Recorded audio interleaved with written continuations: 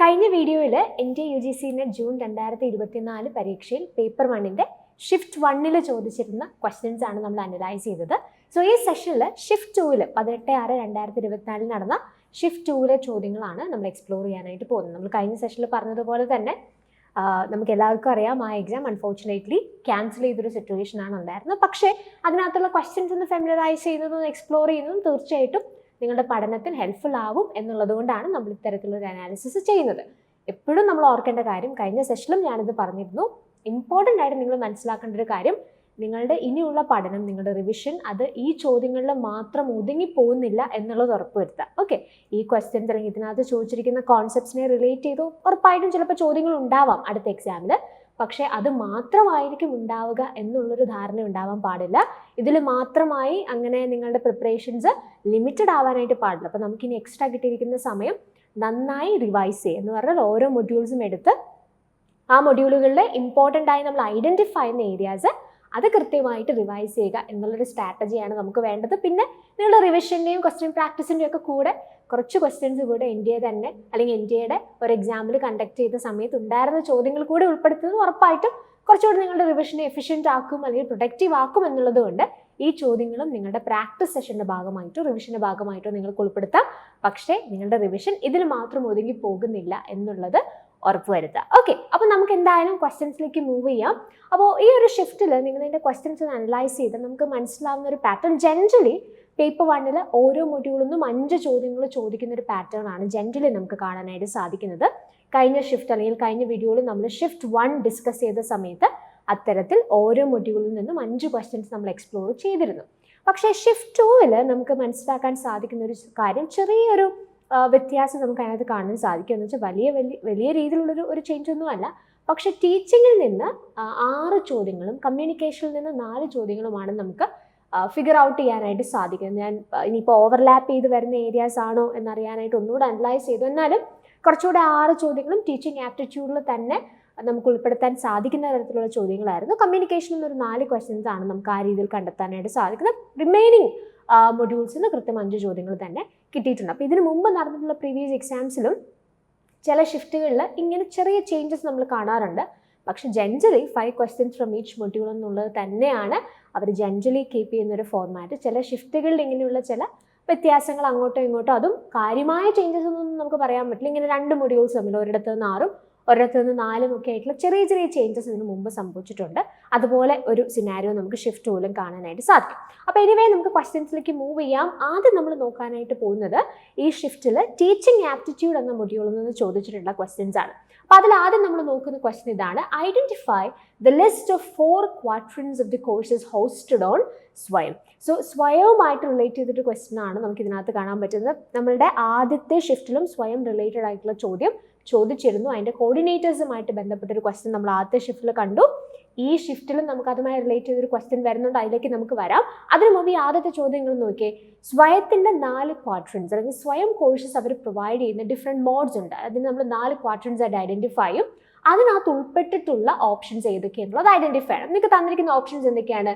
Self assessment test, video lecture, online discussion forum for clearing the doubts, specially prepared reading material that can be downloaded or printed, face-to-face interaction among learners. ഇപ്പോൾ സ്വയം എന്ന് പറയുന്നൊരു പ്ലാറ്റ്ഫോമിനെ കുറിച്ച് പഠിക്കുന്ന ആളുകൾ, അല്ലെങ്കിൽ നിങ്ങളുടെ പ്രിപ്പറേഷൻ്റെ ഭാഗമായിട്ട് സ്വയം പഠിച്ചിട്ടുണ്ടെങ്കിൽ ഉറപ്പായും നിങ്ങൾ കവർ ചെയ്തിട്ടുള്ള ഒരു ഏരിയ ആയിരിക്കും ഇത്. നമ്മളും അത്തരത്തിൽ നമ്മുടെ ക്ലാസ്സുകളിൽ ഡിസ്കസ് ചെയ്ത, B it offline or online classes, നമ്മൾ വളരെ ഡീറ്റെയിൽഡ് ആയിട്ട് ഡിസ്കസ് ചെയ്തതാണ് സ്വയം. അതിനകത്ത് ഈ 4 ക്വാഡ്രൻസിനെ കുറിച്ച് നമ്മൾ ഡിസ്കസ് ചെയ്യാറുണ്ട്. അപ്പോൾ ഏതൊക്കെയാണ് ഈ 4 ക്വാഡ്രൻസ് എന്ന് പറയുന്നത്?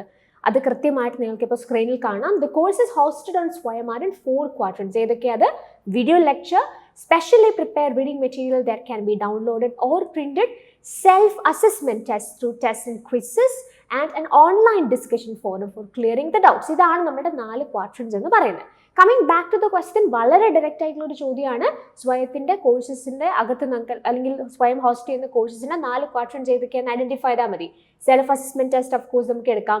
വീഡിയോ ലെക്ചർ ഓഫ് കോഴ്സ് ഒരു ഓപ്ഷനായിട്ട് നമുക്ക് ചൂസ് ചെയ്യാം. Online discussion forum for clearing the doubts, again it's a very important part of Swayam. Then specially prepare reading material that can be downloaded or printed. അതും എന്താണ്? സ്വയത്തിൻ്റെ 4 ക്വാഡ്രൻസിൽ ഒന്നായിട്ട് നമ്മൾ ഐഡൻറ്റിഫൈ ചെയ്യും. So A, B, C, D ആണ് നമുക്ക് ഇതിനകത്ത് റൈറ്റ് ആൻസേഴ്സ് ആയിട്ട് ഐഡന്റിഫൈ ചെയ്യേണ്ട ഈ option face to face interaction among learners എന്നുള്ളത് സ്വയത്തിന്റെ ക്വാഡ്രന്റ് നമ്മൾ ഐഡന്റിഫൈ ചെയ്യുന്ന ഒരു കാര്യമല്ല. സോ ഈ ഓപ്ഷൻ കളഞ്ഞാൽ A, B, C and D only will be the right answer. That is option 2 അല്ലേ? അപ്പോൾ the right answer is option 2 itself. അടുത്ത ചോദ്യത്തിലേക്ക് നമ്മൾ മൂവ് ചെയ്യാണ്. Which digital platform of Ministry of Education has been formed by merging 3 consortia initiatives, namely UGC Infinite Digital Library Consortium, NLIST and INTEST AICTE Consortium. അപ്പോൾ ഇവിടെ നിങ്ങൾക്ക് കുറച്ച് options അല്ലെങ്കിൽ ഇവിടെ നിങ്ങളോട് പറഞ്ഞിരിക്കുന്നത് ഈ തന്നിരിക്കുന്ന 3 കൺസോർഷ്യ ഇനിഷ്യേറ്റീവ്സ് ഒന്നിച്ച് മാർജ് ചെയ്ത് ഉണ്ടാക്കിയിരിക്കുന്നത്. മിനിസ്ട്രി ഓഫ് എഡ്യൂക്കേഷൻ ഈ 3 കൺസോർഷ്യ ഇനിഷ്യേറ്റീവ്സ് മാർജ് ചെയ്ത് ഡെവലപ്പ് ചെയ്ത ഡിജിറ്റൽ പ്ലാറ്റ്ഫോം ഏതാണെന്നുള്ളതാണ്. You have the option Shodh Ganga, e Shodh Sindhu, ഈ വിദ്വാൻ ഷോ ശ്രുതി. അപ്പം നമുക്ക് ആദ്യത്തെ ഷിഫ്റ്റിലും ഈ ഡിജിറ്റൽ ഇനിഷ്യേറ്റീവ്സുമായിട്ട് ബന്ധപ്പെട്ട ഒരു ചോദ്യം നമ്മൾ കണ്ടിരുന്നു അല്ലെ, ഒരു മാച്ച് ദ ഫോളോയിങ് ക്വസ്റ്റ്യൻ കണ്ടിരുന്നു. സോ ഇതും വളരെ ഡയറക്റ്റ് ആയിട്ട് നമുക്ക് ഈ ഒരു ഇനിഷ്യേറ്റീവിനെ കുറിച്ച് അറിയാമെങ്കിൽ ആൻസർ ചെയ്യാൻ സാധിക്കുന്ന ക്വസ്റ്റ്യൻ ആണ്. നമ്മളുടെ PPTസിലൊക്കെ നിങ്ങളത് കൃത്യമായിട്ട് കണ്ടിട്ടുണ്ട്. നമ്മൾ ക്ലാസ്സിൽ യൂസ് ചെയ്യുന്ന അല്ലെങ്കിൽ ഓൺലൈൻ പ്ലാറ്റ്ഫോമിലൊക്കെ നമ്മൾ യൂസ് ചെയ്യുന്ന PPTയിൽ കൃത്യമായിട്ട് ഈ 3 കൺസോർഷ്യ ഇനിഷ്യേറ്റീവ്സ് ഒന്നിച്ച് മാർജ് ചെയ്ത് വന്ന പുതിയ ഇനിഷ്യേറ്റീവ് ഏതാണെന്നുള്ളതിനെ കുറിച്ച് നമ്മൾ ഡിസ്കസ് ചെയ്യാറുണ്ട്. That is e Shodh Sindhu. So the right answer is option 2. അടുത്ത ചോദ്യത്തിലേക്ക് മൂവ് ചെയ്യാം. സ്വയത്തിൽ നിന്ന് തന്നെയാണ് അടുത്ത ചോദ്യം എന്ന് പറഞ്ഞാൽ നിങ്ങൾക്ക് ടീച്ചിങ്ങിൽ 2 ക്വസ്റ്റ്യൻസ് ആണ് സ്വയത്തിൽ നിന്ന് തന്നെ ചോദിച്ചത്. ഷിഫ്റ്റ് 1 നമുക്ക് ഒരു ചോദ്യം ഉണ്ടായിരുന്നു, കോർഡിനേറ്റേഴ്സ്, നാഷണൽ കോർഡിനേറ്റേഴ്സുമായിട്ട് ബന്ധപ്പെട്ട് തന്നെ ഒരു ചോദ്യമായിരുന്നു. അതിനകത്തൊരു സ്പെസിഫിക് ആയിട്ടുള്ള കോഴ്സ് റിലേറ്റഡ് ആയിട്ടുള്ള നാഷണൽ കോർഡിനേറ്റർ ആര് എന്ന് ഐഡന്റിഫൈ ചെയ്യുക എന്നുള്ളതായിരുന്നു ചോദ്യം. ഈ ക്വസ്റ്റ്യനിലേക്ക് വരുമ്പോൾ നമുക്ക് കുറച്ച് ഓപ്ഷൻസ് തന്നിട്ട് ഇതിനകത്ത് നിന്ന് സ്വയം കോഴ്സസിന്റെ നാഷണൽ കോർഡിനേറ്റേഴ്സ് ആയിട്ടുള്ള ആളുകൾ ഐഡന്റിഫൈ ചെയ്യുക എന്നുള്ളതായിരുന്നു ക്വസ്റ്റ്യൻ. സോ സ്വയത്തിൽ നിന്ന് ആദ്യത്തെ ഷിഫ്റ്റിലും രണ്ടാമത്തെ ഷിഫ്റ്റിലും ക്വസ്റ്റ്യൻസ് ഉണ്ടായിരുന്നു. ആദ്യത്തെ ഷിഫ്റ്റിൽ ഒരു ചോദ്യമാണെങ്കിൽ രണ്ടാമത്തെ ഷിഫ്റ്റിൽ 2 ക്വസ്റ്റ്യൻസ് ആണ് സ്വയത്തിൽ നിന്ന് തന്നെ ചോദിച്ചിട്ടുള്ളതായിട്ട് നമുക്ക് ഐഡന്റിഫൈ ചെയ്യാനായിട്ട് സാധിക്കുന്നത്. അപ്പോൾ നമുക്ക് വിവിധ ഓപ്ഷൻസ് ഇവിടെ തന്നിട്ടുണ്ട്. അതിലേക്ക് പോകുന്നതിന് മുമ്പ് നമ്മൾ ഏതൊക്കെയാണ് സ്വയത്തിൻ്റെ 9 നാഷണൽ കോർഡിനേറ്റേഴ്സ് എന്നുള്ളത് കഴിഞ്ഞ സെഷനിൽ നോക്കിയതാണ്. അതൊന്നുകൂടെ ക്വിക്ക്ലി നമുക്കൊന്ന് ഗോ ത്രൂ ചെയ്യാം. AICTE self paced and international courses, NPTEL for engineering courses, UGC for non-technical post-graduation education. So UGC related ആയിട്ടുള്ള ഒരു ചോദ്യമായിരുന്നു, അല്ലെങ്കിൽ സ്വയത്തിൻ്റെ ഈ നോൺ ടെക്നിക്കൽ പോസ്റ്റ് ഗ്രാജുവേഷൻ എഡ്യൂക്കേഷൻ്റെ ഉത്തരവാദിത്വം അല്ലെങ്കിൽ അതിൻ്റെ മേൽനോട്ടം വഹിക്കുന്ന കോർഡിനേറ്റർ ആര് എന്നുള്ളതായിരുന്നു ഷിഫ്റ്റ് 1 ക്വസ്റ്റ്യൻ. അപ്പോൾ അത് ഓൾറെഡി നമ്മൾ കണ്ടതാണ്. CEC for undergraduate education, NCERT for school education, again NIOS again has the same responsibility of school education, IGNOU and outer school students, then IIMB for management studies and NITTTR for teacher training program. So ഈ 9 national coordinators and their responsibilities വളരെ important ആയിട്ട് നമ്മൾ എപ്പോഴും identify ചെയ്യുന്ന ഒരു area ആണ്. സ്വയം പഠിക്കുന്ന സമയത്ത് വളരെ സിഗ്നിഫിക്കൻ്റ്ലി നമ്മൾ അത് എക്സ്പ്ലോർ ചെയ്യുന്ന ഒരു ഏരിയ കൂടിയാണ്. അപ്പോൾ നിങ്ങളത് പഠിക്കുന്നുണ്ടെന്ന് ഉറപ്പുവരുത്തുക. So coming back to the question, ഇവിടെ നമുക്ക് പല ഓപ്ഷൻസ് തന്നിട്ടുണ്ട്. ഏകദേശം 5ഓളം ഓപ്ഷൻസ് ആണ് നമുക്ക് തന്നിരിക്കുന്നത്. ഇതിനകത്ത് നിന്ന് എന്ത് ചെയ്താൽ മതി? സ്വയത്തിൻ്റെ നാഷണൽ കോർഡിനേറ്റേഴ്സിനായി ഐഡൻറ്റിഫൈ ചെയ്താൽ മതി. So Indian Institute of Management Bangalore IIMB of course അത് നമുക്ക് എടുക്കേണ്ടതായിട്ടുണ്ട്. National Programme on Technology Enhance Learning NPTEL അത് നമുക്ക് എടുക്കാം. NIOS നമുക്ക് എടുക്കേണ്ടതായിട്ടുണ്ട്. CEC എന്താണ്? ഈ ഒരു നാഷണൽ കോർഡിനേറ്റർ ആയിട്ട് നമ്മൾ ഐഡൻറ്റിഫൈ ചെയ്യുന്നതാണ്. ഇതിനകത്ത് ആകെ വരാത്ത ഓപ്ഷൻ എന്ന് പറഞ്ഞാൽ BITE Block Institute of Teacher Education സ്വയത്തിൻ്റെ ഒരു നാഷണൽ കോർഡിനേറ്റർ അല്ല. അപ്പോൾ D ഓപ്ഷൻ എലിമിനേറ്റ് ചെയ്താൽ ബാക്കിയുള്ള ഓപ്ഷൻസ് എല്ലാം നമുക്ക് ആൻസർ ആയിട്ട് വരും. So A, B, C and E only will be the right answer. A, B, C and E only is option 4. So of course the right answer is option 4. Moving to the next question. I believe I will do well in this class, Ram declared to his brother. I received a perfect score on the verbal part of this SAT and I have always excelled in my literature classes. Ram is demonstrating which of the following? And we have the options: high self-esteem, high levels of empathy, high self-efficacy in literature, low self-efficacy in literature. So ഈ ക്വസ്റ്റനിൽ നമുക്ക് ഇതിനകത്ത് പറഞ്ഞിരിക്കുന്നത് എന്താ? റാമിൻ്റെ ഒരു statement ആണ് അല്ലേ? റാം പറയുന്നത് എന്താ? I believe I will do well in this class. എനിക്കിവിടെ നന്നായിട്ടൊക്കെ പെർഫോം ചെയ്യാനായിട്ട് സാധിക്കും എന്നാണ് എനിക്ക് തോന്നുന്നത്. ബിക്കോസ് എനിക്ക് ലിറ്ററേച്ചറിൽ നല്ലതായിട്ട് എപ്പോഴും എക്സൽ ചെയ്യാൻ പറ്റിയിട്ടുണ്ട്. ആൻഡ് ഓൾസോ വെർബൽ പാർട്ട് എടുക്കുകയാണെന്നുണ്ടെങ്കിൽ എനിക്ക് നല്ല സ്കോർ അതിനകത്ത് കിട്ടാറുണ്ടെന്ന് പറയാണ്. അപ്പോൾ ഈ ഒരു ക്വസ്റ്റ്യൻ നമ്മൾ വായിക്കുമ്പോൾ ഫ്രം ദി ഗിവൺ ഓപ്ഷൻസ് നമുക്ക് ഉറപ്പായിട്ടും അറിയാം high levels of empathy, low self efficacy in literature, ഇത് രണ്ടും എന്തായാലും ഓപ്ഷൻസ് ആയിട്ട് വരില്ല എന്നുള്ള കാര്യത്തിൽ കൺഫ്യൂഷൻ ഇല്ല. പിന്നെ നമുക്കൊരു കൺഫ്യൂഷൻ ഉണ്ടാവാനായിട്ടുള്ള പോസിബിലിറ്റി എന്താണ്? ഹൈ സെൽഫ് എസ്റ്റീമും ഉണ്ട്, ഹൈ സെൽഫ് എഫിക്കസി ഇൻ ലിറ്ററേച്ചറും ഉണ്ട്. അപ്പോൾ ഇത് തമ്മിലൊരു കൺഫ്യൂഷൻ ഉണ്ടാവാനായിട്ട് സാധ്യതയുണ്ട് അല്ലേ? അതായത് റാമിൻ്റെ ഒരു ഡിക്ലറേഷൻ ആണ്. റാം ഈസ് സെയിങ് ഓക്കെ, അദ്ദേഹം വളരെ കോൺഫിഡൻ്റ് ആയിട്ട് പറയാണ് എനിക്ക് നന്നായിട്ട് ഇത് ചെയ്യാനായിട്ട് സാധിക്കും, എനിക്കിതിൽ നല്ല സ്കോറൊക്കെ കിട്ടാറുണ്ട്, സോ എനിക്ക് എന്തായാലും ഈ ക്ലാസ്സിൽ നന്നായി പെർഫോം ചെയ്യാൻ പറ്റും. അപ്പോൾ റാം വളരെ കോൺഫിഡൻ്റ് ആയിട്ടുള്ളൊരു സ്റ്റേറ്റ്മെൻ്റ് ആണ് അവിടെ നടത്തുന്നത്. അപ്പോൾ അതുകൊണ്ട് തന്നെ നമുക്ക് സെൽഫ് എസ്റ്റീം ആണോ ഹൈ സെൽഫ് എഫിക്കസി ആണോ എന്നുള്ളതിനെക്കുറിച്ചൊരു കൺഫ്യൂഷൻ വരാനായിട്ടുള്ള പോസിബിലിറ്റി ഉണ്ട്. സോ ഐ തിങ്ക് ഇതിനകത്ത് ബേസിക്കലി സെൽഫ് എസ്റ്റീമും സെൽഫ് എഫിക്കസിയും തമ്മിലുള്ള ഒരു പ്രൈമറി വ്യത്യാസം എന്താ? സെൽഫ് എസ്റ്റീം എന്ന് പറഞ്ഞാൽ നമ്മളുടെ വെർത്തിനെ കുറിച്ച്, അല്ലെങ്കിൽ നമുക്കൊരു വാല്യൂ ഉണ്ട്, അല്ലെങ്കിൽ നമുക്കൊരു വെർത്ത് ഉണ്ടെന്നുള്ളതിനെ കുറിച്ചുള്ള തിരിച്ചറിവാണ് സെൽഫ് എസ്റ്റീം എന്ന് പറയുന്നത്. സെൽഫ് എഫിക്കസി എന്ന് പറഞ്ഞാൽ എന്താ? കുറച്ചുകൂടെ ഒരു സ്കിൽ ഓറിയൻറ്റഡ് ആണ്. അതായത് നമ്മളുടെ എബിലിറ്റീസിനെ കുറിച്ച്, അല്ലെങ്കിൽ ഒരു പെർട്ടിക്കുലർ കാര്യം ചെയ്യാനായിട്ടുള്ള നമ്മളുടെ എബിലിറ്റിയോ സ്കില്ലോ അതിനെക്കുറിച്ച് നമുക്ക് ഉണ്ടാവുന്ന ഒരു കോൺഫിഡൻസ്, അല്ലെങ്കിൽ അതിനെക്കുറിച്ച് നമുക്ക് ഉണ്ടാവുന്ന ഒരു ധാരണേനെയാണ് സെൽഫ് എഫിക്കസി എന്ന് പറയുന്നത്. അപ്പോൾ ആ രീതിയിൽ നമ്മൾ ചിന്തിച്ചാൽ ഐ തിങ്ക് ഇതിനകത്ത് കുറച്ചും കൂടെ അപ്രോപ്രിയേറ്റ് ആയിട്ട് നമുക്ക് ചൂസ് ചെയ്യാൻ പറ്റുന്ന ഒരു ഓപ്ഷൻ ഏതായിരിക്കും? High self efficacy in literature ആയിരിക്കും എന്നാണ് എനിക്ക് തോന്നുന്നത്. ബിക്കോസ് നമ്മൾ ഓൾറെഡി പറഞ്ഞില്ലേ, high self esteem, high self efficacy, ഈ രണ്ട് ഓപ്ഷൻസ് വരുമ്പോൾ അഫ്കോഴ്സ് എന്താ നമുക്കൊരു കൺഫ്യൂഷൻ വരും. ഇതിനകത്ത് റാമിൻ്റെ വളരെ പോസിറ്റീവ് ആൻഡ് കോൺഫിഡൻ്റ് ആയിട്ടുള്ള സ്റ്റേറ്റ്മെൻ്റ് ആണ്. അപ്പോൾ അത് സെൽഫ് എസ്റ്റീം ആണോ എന്ന് ചിന്തിക്കാനായിട്ടുള്ള സാധ്യതകളുണ്ട്. പക്ഷെ കുറച്ച് സ്പെസിഫിക് ആയിട്ട് നമ്മൾ നോക്കുമ്പോൾ സെൽഫ് എസ്റ്റീം ഇസ് അബൌട്ട് നമ്മുടെ ഒരു ആസ് എ പേഴ്സൺ നമ്മുടെ വാല്യൂ വർത്തിനെ കുറിച്ചൊക്കെ ഉള്ള ഒരു ആശയമാണ് അവിടെ വരിക. Self efficacy is more related to any of our abilities അല്ലെങ്കിൽ സ്കിൽസുമായിട്ട് റിലേറ്റഡ് ആണെന്ന് നമുക്ക് ചിന്തിക്കാം. അപ്പോൾ ആ രീതിയിൽ ചിന്തിക്കുമ്പോൾ കുറച്ചുകൂടെ ഒരു അപ്രോപ്രിയേറ്റ് ചോയ്സ് ഏതാവാനാണ് സാധ്യത? High self efficacy in literature ആണെന്ന് വേണമെങ്കിൽ പറയാം. സോ ദ റൈറ്റ് ആൻസർ ആയിട്ട് നമുക്ക് തോന്നുന്നത് ഇസ് ഓപ്ഷൻ 3 ആണ്. അടുത്ത ക്വസ്റ്റ്യൻ നിങ്ങൾ നോക്കൂ. Employment of class room technology needs clarity with regard to, and we have the options instructional message, course objectives, technological competencies, experience of failures, institutional intolerance. അപ്പോൾ ഇവിടെ എന്താ ബേസിക്കലി പറഞ്ഞിരിക്കുന്നത്? Employment of class room technology, അതായത് class room technology employ ചെയ്യുന്നതുമായിട്ട് ബന്ധപ്പെട്ട് ഈ തന്നിരിക്കുന്ന കാര്യങ്ങളിൽ എന്തൊക്കെ റിലേറ്റഡ് ആയിട്ടുള്ള ക്ലാരിറ്റിയാണ്, അല്ലെങ്കിൽ ഈ വിഷയങ്ങൾ ഏതിനെക്കുറിച്ചൊക്കെ ക്ലാരിറ്റി ഉണ്ടാവുന്നിടത്താണ് നല്ല രീതിയിൽ ക്ലാസ് റൂം ടെക്നോളജി നമുക്ക് ക്ലാസ്സുകളിൽ അല്ലെങ്കിൽ ഇൻസ്ട്രക്ഷന് വേണ്ടിയിട്ട് ഉപയോഗിക്കാനായിട്ട് സാധിക്കുന്നത് എന്നുള്ളതാണ് ക്വസ്റ്റ്യൻ. അപ്പോൾ ഓപ്ഷൻസ് നോക്കി, ഇൻസ്ട്രക്ഷണൽ മെസ്സേജ് ഉണ്ട്, കോഴ്സ് ഒബ്ജക്റ്റീവ്സ് ഉണ്ട്, ടെക്നോളജിക്കൽ കോമ്പറ്റൻസീസ് ഉണ്ട്, then you have experience of failures and institutional intolerance. അപ്പോൾ ഇതിനകത്ത് ഒരു കാര്യം വളരെ എവിഡൻ്റ് ആണ്, അതായത് നമുക്ക് സി ഓപ്ഷൻ എന്തായാലും വേണം എന്നുള്ള കാര്യത്തിൽ നമുക്ക് കൺഫ്യൂഷൻ ഒന്നുമില്ല അല്ലേ? ടെക്നോളജിക്കൽ കോമ്പറ്റൻസി എന്ന് പറയുന്നത് വളരെ സിഗ്നിഫിക്കൻ്റ് ആയിട്ടുള്ള ഒരു കാര്യമാണ്. പിന്നെ ഇൻസ്റ്റിറ്റ്യൂഷണൽ ഇൻടോളറൻസ് എന്ന് പറയുന്നത് ഒരു നെഗറ്റീവ് ആയിട്ടുള്ളൊരു ഓപ്ഷനാണ്. അപ്പോൾ അത് വേണമെങ്കിൽ നമുക്ക് എന്ത് ചെയ്യാം, അതിനകത്തൊരു clarity that has nothing to do with this class room technology. അപ്പോൾ അങ്ങനെ ചിന്തിച്ചാൽ സി എന്തായാലും വേണം, ഇ ഉണ്ടാവാൻ പാടില്ല. അപ്പോൾ തന്നെ നമുക്ക് എന്തായി 3-4 ഓപ്ഷൻസ് എലിമിനേറ്റ് ചെയ്യാം. പിന്നെ 1-2 ഓപ്ഷൻസിൽ ബിയും സിയും കോമൺ ആണ്. കോഴ്സ് ഒബ്ജക്റ്റീവ്സ് ഉണ്ട്, ടെക്നോളജിക്കൽ കോമ്പറ്റൻസീസ് ഉണ്ട്. അപ്പോൾ 1-2 ഓപ്ഷൻസിൽ അത് കോമൺ ആണ്. പിന്നെ നമ്മൾ ഡിസിഷൻ എടുക്കേണ്ടത് എ ഡി ഓപ്ഷൻസ് തമ്മിലാണ്. സോ എ എന്ന് പറയുന്നത് ഇൻസ്ട്രക്ഷണൽ മെസ്സേജസ് ആണ്, ഡി എന്ന് പറയുന്നത് എന്താണ്?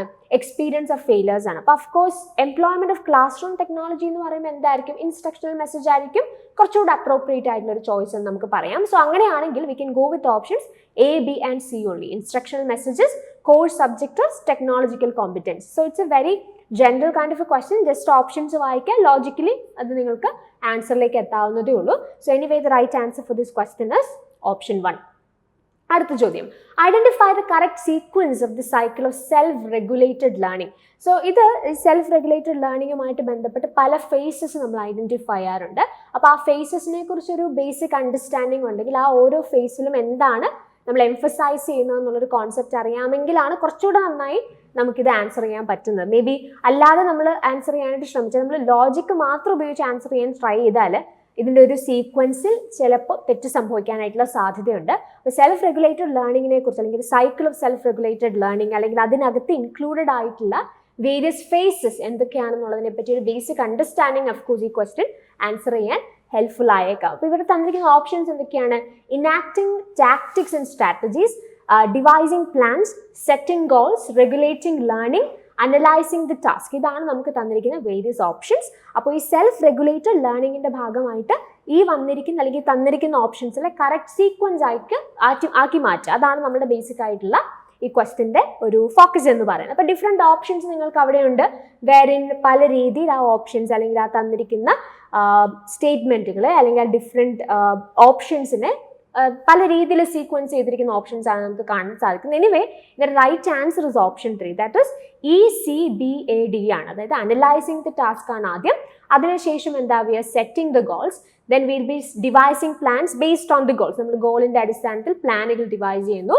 then enacting tactics and strategies. അതിനനുസരിച്ച് എന്ത് ചെയ്യണം, നമ്മൾ ആ ഒരു ഗോളിനും പ്ലാനിനും അനുസരിച്ച് we use അല്ലെങ്കിൽ we enact tactics and strategies, and finally we regulate the learning process. So 3 is the right answer for this question.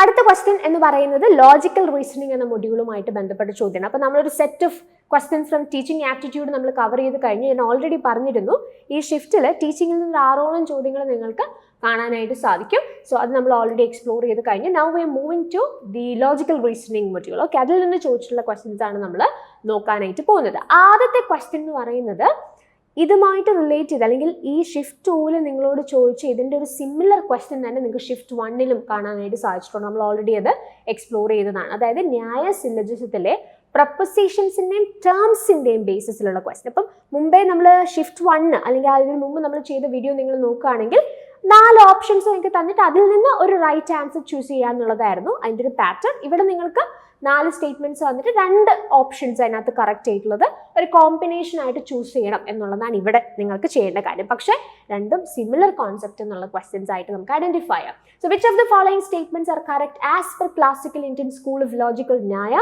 ഇവിടെ പ്രപ്പോസിഷനും ടേംസും നമ്മൾ ഓൾറെഡി കഴിഞ്ഞ സെഷനിൽ പറഞ്ഞതാണ്. ന്യായ സിലോജിസത്തിൽ എത്ര ടേംസ് ഉണ്ട്? 3 ടേംസ്. എത്ര പ്രപ്പോസിഷൻസ് ഉണ്ട്? 5 പ്രപ്പോസിഷൻസ്. പ്രതിജ്ഞ, ഹേതു, ഉദാഹരണം, ഉപനയന, നിഗമനം, അതാണ് 5 പ്രപ്പോസിഷൻസ്. ഇനി ടേംസിനെ കുറിച്ച് പറയുകയാണെങ്കിൽ എന്താ, നമുക്ക് മേജർ ടേം ഉണ്ട്, മൈനർ ടേം ഉണ്ട്, മിഡിൽ ടേം ഉണ്ട്, ഹേതു, സാധ്യ, പക്ഷ എന്നൊക്കെ നമ്മൾ അതിനെക്കുറിച്ച് പറയാറുണ്ട്. അപ്പോൾ അത് നമ്മൾ ഓൾറെഡി പല ആവർത്തി നമ്മളുടെ സെഷൻസിലൊക്കെ നമ്മൾ ഡിസ്കവർ ചെയ്യുകയും കഴിഞ്ഞ നമ്മളുടെ ക്വസ്റ്റ്യൻ ഡിസ്കഷനിൽ നമ്മളത് പറഞ്ഞ കാര്യമാണ്. ഓപ്ഷൻസ് നിങ്ങൾ നോക്കൂ. ന്യായ സിലോജിസം ഹാസ് 3 പ്രപ്പോസിഷൻസ്, ന്യായ സിലോജിസം ഹാസ് 5 പ്രപ്പോസിഷൻസ്, ന്യായ സിലോജിസം ഹാസ് 3 ടേംസ്, ന്യായ സിലോജിസം ഹാസ് 5 ടേംസ്. അപ്പോൾ ഏതൊക്കെ ഓപ്ഷൻസ് അതിനകത്ത് കറക്റ്റ് ആയിട്ട് വരേണ്ടത്? ന്യായ സിലോജിസം ഹാസ് 5 പ്രപ്പോസിഷൻസ്, ഉറപ്പായിട്ടും ആ ഓപ്ഷൻ നമുക്ക് എടുക്കണം. അതിനുശേഷം വരുന്ന എന്താണ്? ന്യായ സിലോജിസം ഹാസ് 3 ടേംസ്. അപ്പോൾ 5 prepositions, 3 terms. So B and C ആണ് ഇതിന്റെ റൈറ്റ് ആൻസർ ആയിട്ട് വരിക. B and C all is option 2. So the right answer is option 2 itself. അടുത്ത ചോദ്യത്തിലേക്ക് നമുക്ക് മൂവ് ചെയ്യാം.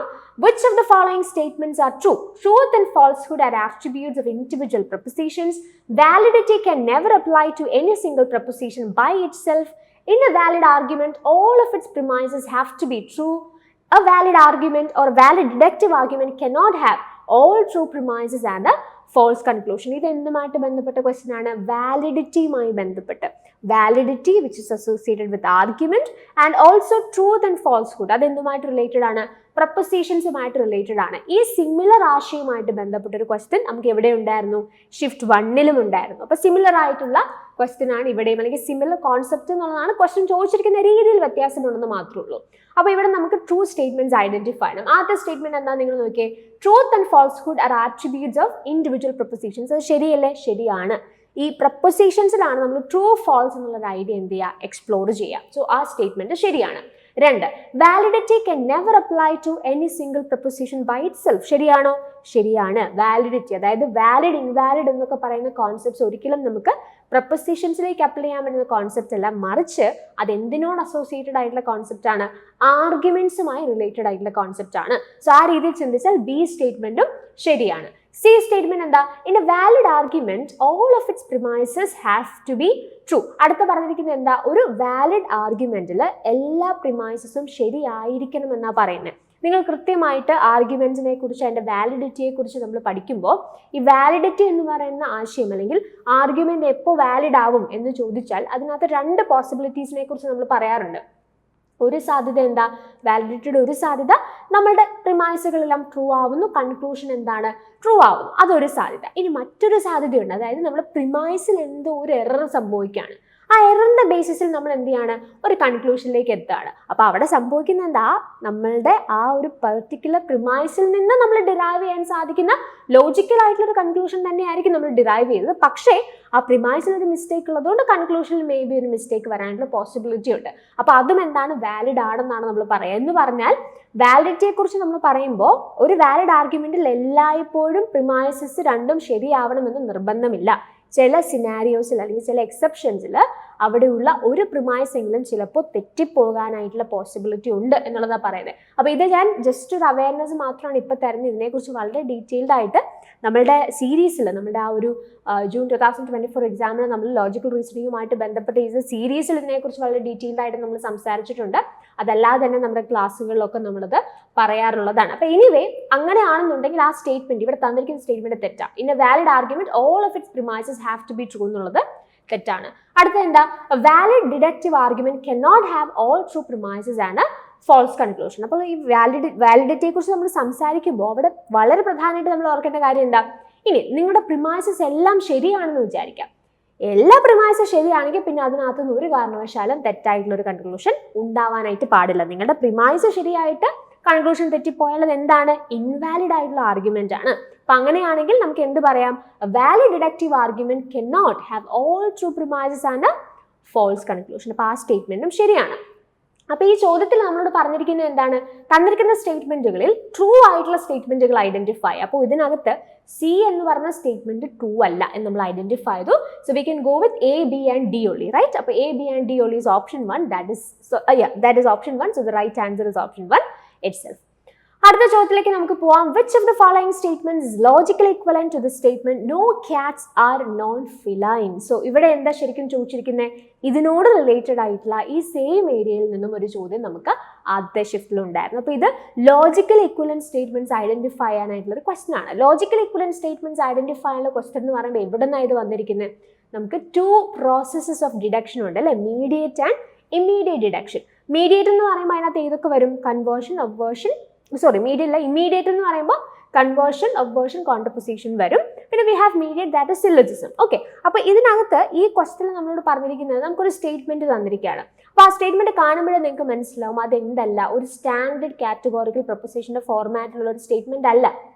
എന്ന് പറഞ്ഞാൽ സ്റ്റാൻഡേർഡ് കാറ്റഗോറിക്കൽ പ്രൊപ്പോസിഷൻ എന്ന് പറഞ്ഞാൽ എന്താ, 4 തരത്തിലാണ് നമുക്കുള്ളത്. All SSP, no SSP, some SSP, some SS not P. ഇവിടെ പറഞ്ഞിരിക്കുന്നത് എന്താ, നോ SS നോൺ P എന്നാണ് പറഞ്ഞിരിക്കുന്നത്. അപ്പോൾ ഇതിനകത്ത് ഒരു വാലിഡ് ആയിട്ടുള്ള കാറ്റഗോറിക്കൽ പ്രൊപ്പോസിഷൻ അല്ലെങ്കിൽ ആ ഒരു സ്ട്രക്ചർ അല്ല തന്നിരിക്കുന്നത്. അപ്പോൾ ഇത് ഏതോ ഒരു വാലിഡ് ഒരു കാറ്റഗോറിക്കൽ പ്രൊപ്പോസിഷന് ലോജിക്കൽ ഇക്വലന്റ് ആയിട്ടുള്ള ഒരു സ്റ്റേറ്റ്മെന്റ് ആയിട്ട് നമുക്ക് ഐഡന്റിഫൈ ചെയ്യാം. അപ്പോൾ നിങ്ങളിവിടെ നോക്കൂ, നോ ക്യാറ്റ്സ് ആർ നോൺ ഫിലൈൻ എന്നാണ് പറഞ്ഞിരിക്കുന്നത്. ഇവിടെ എന്താ ഈ ഒരു സ്റ്റേറ്റ്മെന്റ് പ്രത്യേകത എന്താ, ഈ സ്റ്റേറ്റ്മെന്റിൽ നമുക്ക് ഒരു സബ്ജക്റ്റ് ഉണ്ട്, പ്രെഡിക്കേറ്റ് ഉണ്ട്. ആ പ്രെഡിക്കേറ്റിന്റെ എന്തെടുത്തിരിക്കുകയാണ്, പ്രെഡിക്കേറ്റിന്റെ കോംപ്ലിമെന്റ് എടുത്തിരിക്കുകയാണ്. നോൺ ആഡ് ചെയ്യുക എന്ന് പറഞ്ഞാൽ പ്രെഡിക്കേറ്റിന്റെ കോംപ്ലിമെന്റ്. ഇതൊക്കെ നമ്മൾ ഇവിടെ പഠിച്ചിട്ടുള്ളതാണ്, നമ്മുടെ സീരീസ് വീഡിയോയിൽ നമ്മൾ പറഞ്ഞതാണ്. അപ്പം നിങ്ങൾ ആ സീരീസ് കണ്ടിട്ടുള്ള ആളുകളാണെങ്കിൽ നിങ്ങൾക്ക് ഇത് ഐഡന്റിഫൈ ചെയ്യാൻ പറ്റും.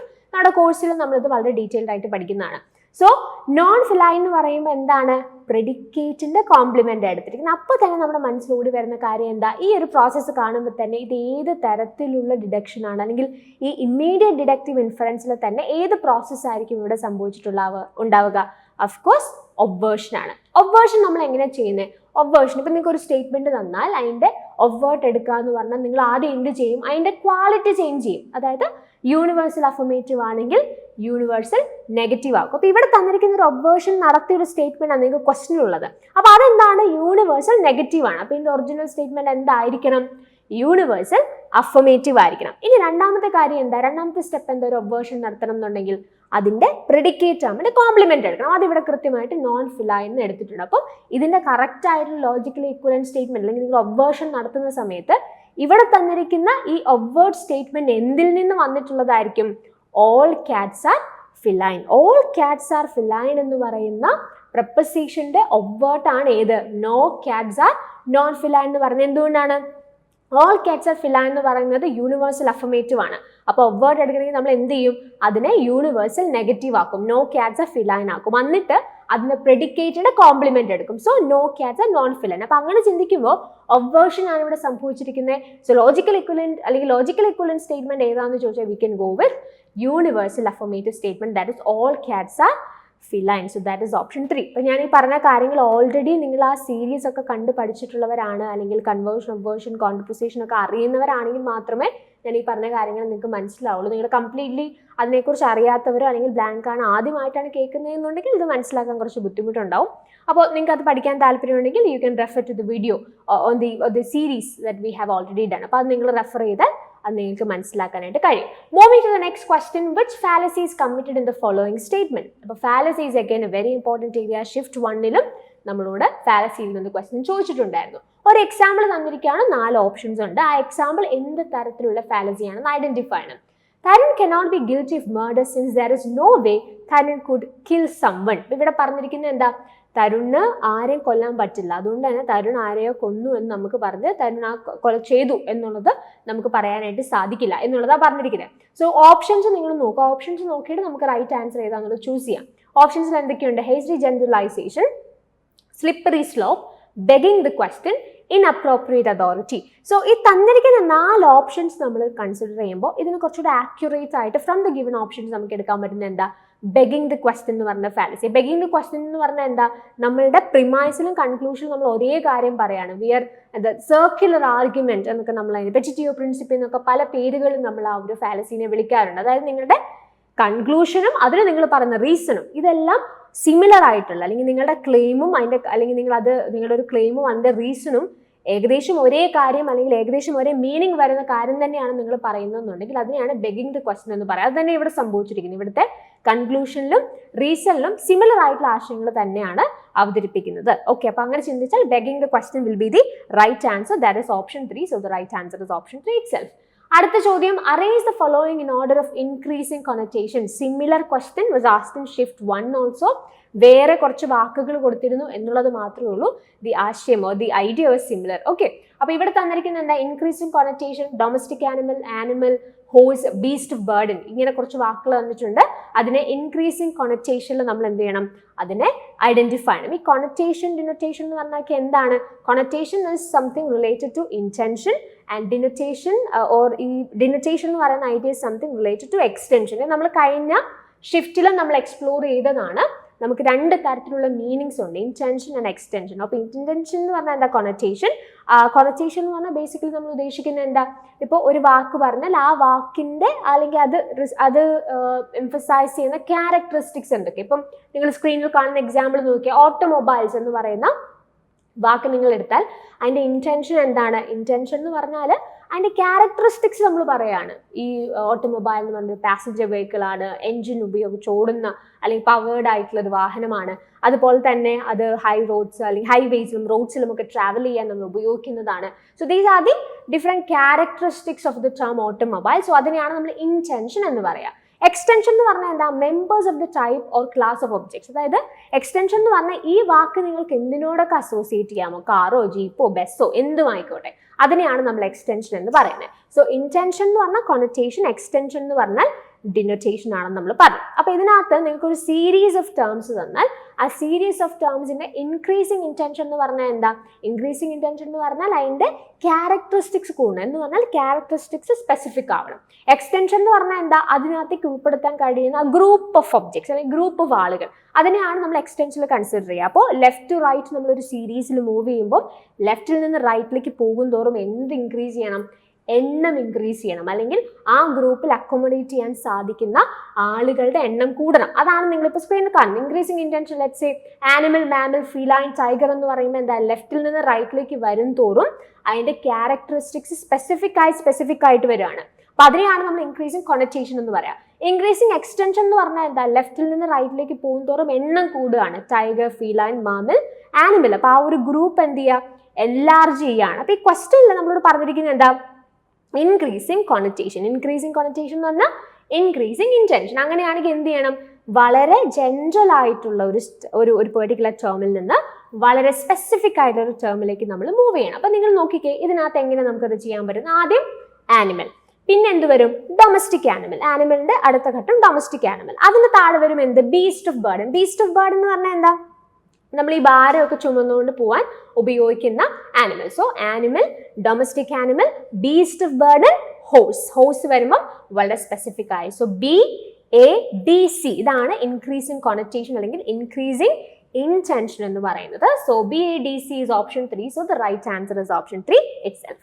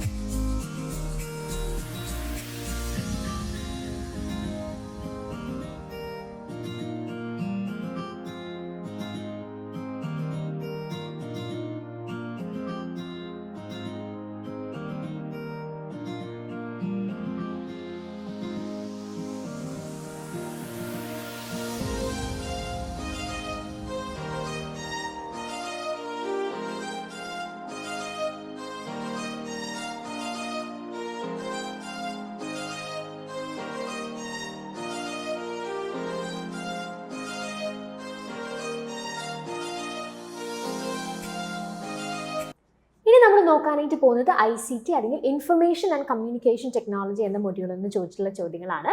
So here you have the first question. If L with a base m represents a number L in base m number system, then identify the correct ascending order of the following numbers A to D when converted to a base 10 number system. So ഇവിടെ നിങ്ങൾക്ക് ഒരു 4 numbers തന്നിട്ടുണ്ട് with different base 16, 8, 7, 2 എന്ന് പറഞ്ഞ different ബേസിലുള്ള 4 numbers തന്നിരിക്കുകയാണ്. Question എന്താണ്? ഈ തന്നിരിക്കുന്ന നമ്പേഴ്സിനെ എല്ലാം ബേസ് 10 നമ്പർ സിസ്റ്റത്തിലേക്ക് കൺവേർട്ട് ചെയ്താൽ, അതായത് ഡെസിമൽ നമ്പർ സിസ്റ്റത്തിലേക്ക് കൺവേർട്ട് ചെയ്താൽ ഇതിൻ്റെ വാല്യൂസ് വെച്ചിട്ട് അതിനെ അസെൻഡിങ് ഓർഡറിൽ എന്ത് ചെയ്യുക, കൃത്യമായി അതിൻ്റെ ഓർഡറിൽ ഐഡൻറ്റിഫൈ ചെയ്യുക എന്നുള്ളതാണ് ക്വസ്റ്റ്യൻ. അപ്പോൾ നമുക്ക് ഓൾറെഡി 16, 8, 2 ഒക്കെ എങ്ങനെയാണ് ഡെസിമൽ നമ്പർ സിസ്റ്റത്തിലേക്ക് നമ്മൾ ചെയ്യുന്നത് എന്നുള്ളത് യൂഷ്വലി പഠിക്കുന്നതാണ്.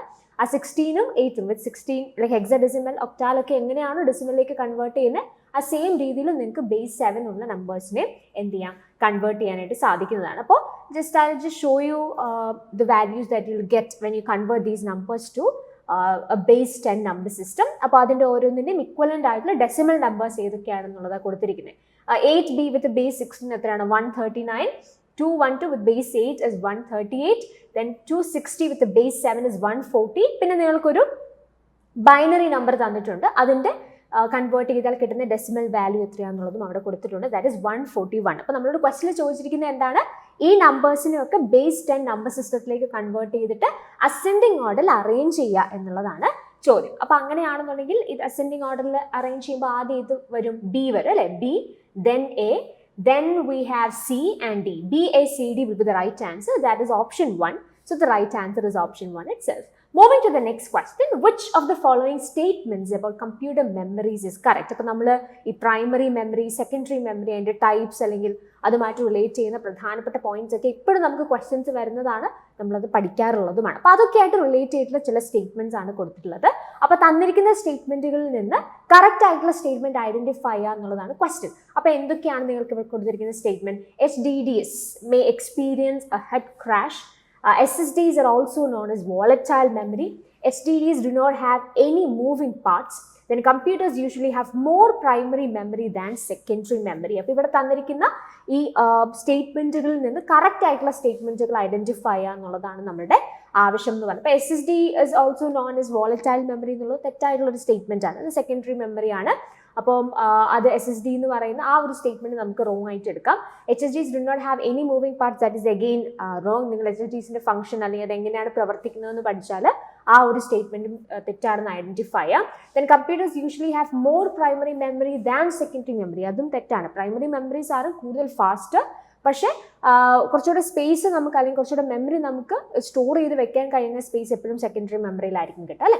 അപ്പോൾ ഇതിനകത്ത് കറക്റ്റ് സ്റ്റേറ്റ്മെന്റ് എന്ന് പറയുന്നത് ഓപ്ഷൻ 1 ആണ്, that is hard disk drives may experience head crash. അപ്പോൾ അതിനുണ്ടാവുന്ന ഒരു പ്രോബ്ലം അല്ലെങ്കിൽ അതിനുണ്ടാവുന്ന ഒരു ഇഷ്യൂ ആണ് അവിടെ പറഞ്ഞിരിക്കുന്നത്. സോ 1 എന്ന് പറയുന്ന സ്റ്റേറ്റ്മെന്റ് ആണ് കറക്റ്റ്.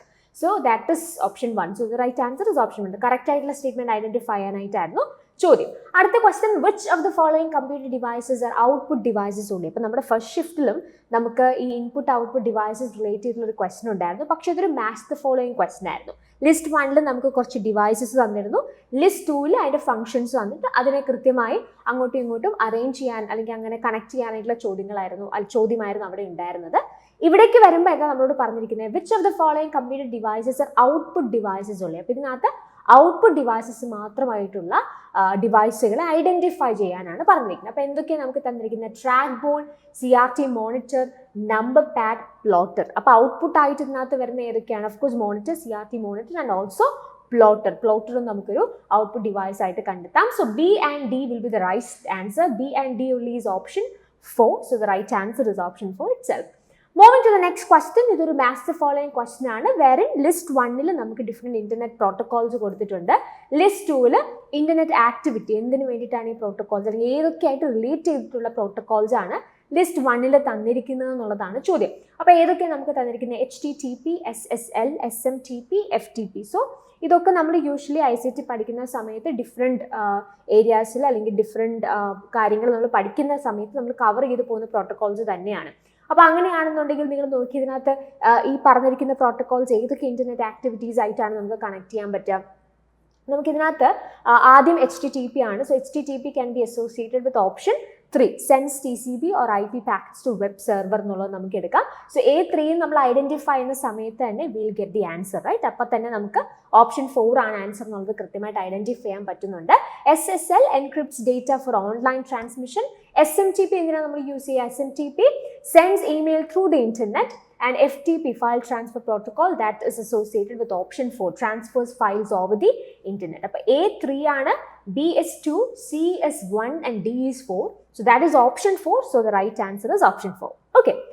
അടുത്ത question, around 1945, who developed the idea of a stored program computer that was to hold programs and data in a memory and then data would move between the memory and the processor, and you have given various options here as well. അപ്പോൾ ഇവിടെ നമുക്ക് കണ്ടുപിടിക്കുന്നത് എന്താ, ആരാണ് ഈ stored programme computer എന്ന് പറയുന്ന ഒരാശയം ഐഡന്റിഫൈ ചെയ്ത് അല്ലെങ്കിൽ കണ്ടുപിടിച്ചോ എന്നുള്ളതാണ് question.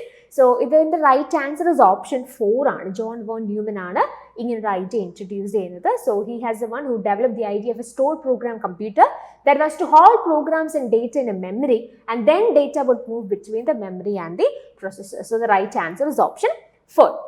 Moving to the next question. ഇനി നമ്മൾ നോക്കുന്ന ചോദ്യങ്ങൾ റിസർച്ച് ആപ്റ്റിറ്റ്യൂഡ് എന്ന മൊഡ്യൂളിൽ നിന്ന് ചോദിച്ചിട്ടുള്ള ക്വസ്റ്റ്യൻസ് ആണ്. അപ്പോൾ ആദ്യത്തെ ക്വസ്റ്റ്യൻ നിങ്ങൾ നോക്കിയേ, arrange the following sections of A research dissertation in correct sequence. Shift 1 നമുക്കിങ്ങനെ സീക്വൻസ് കറക്റ്റ് ആയിട്ട് അറേഞ്ച് ചെയ്യാനായിട്ടുള്ള ഒരു ക്വസ്റ്റ്യൻ ഉണ്ടായിരുന്നു. But that was from approaches അല്ലേ.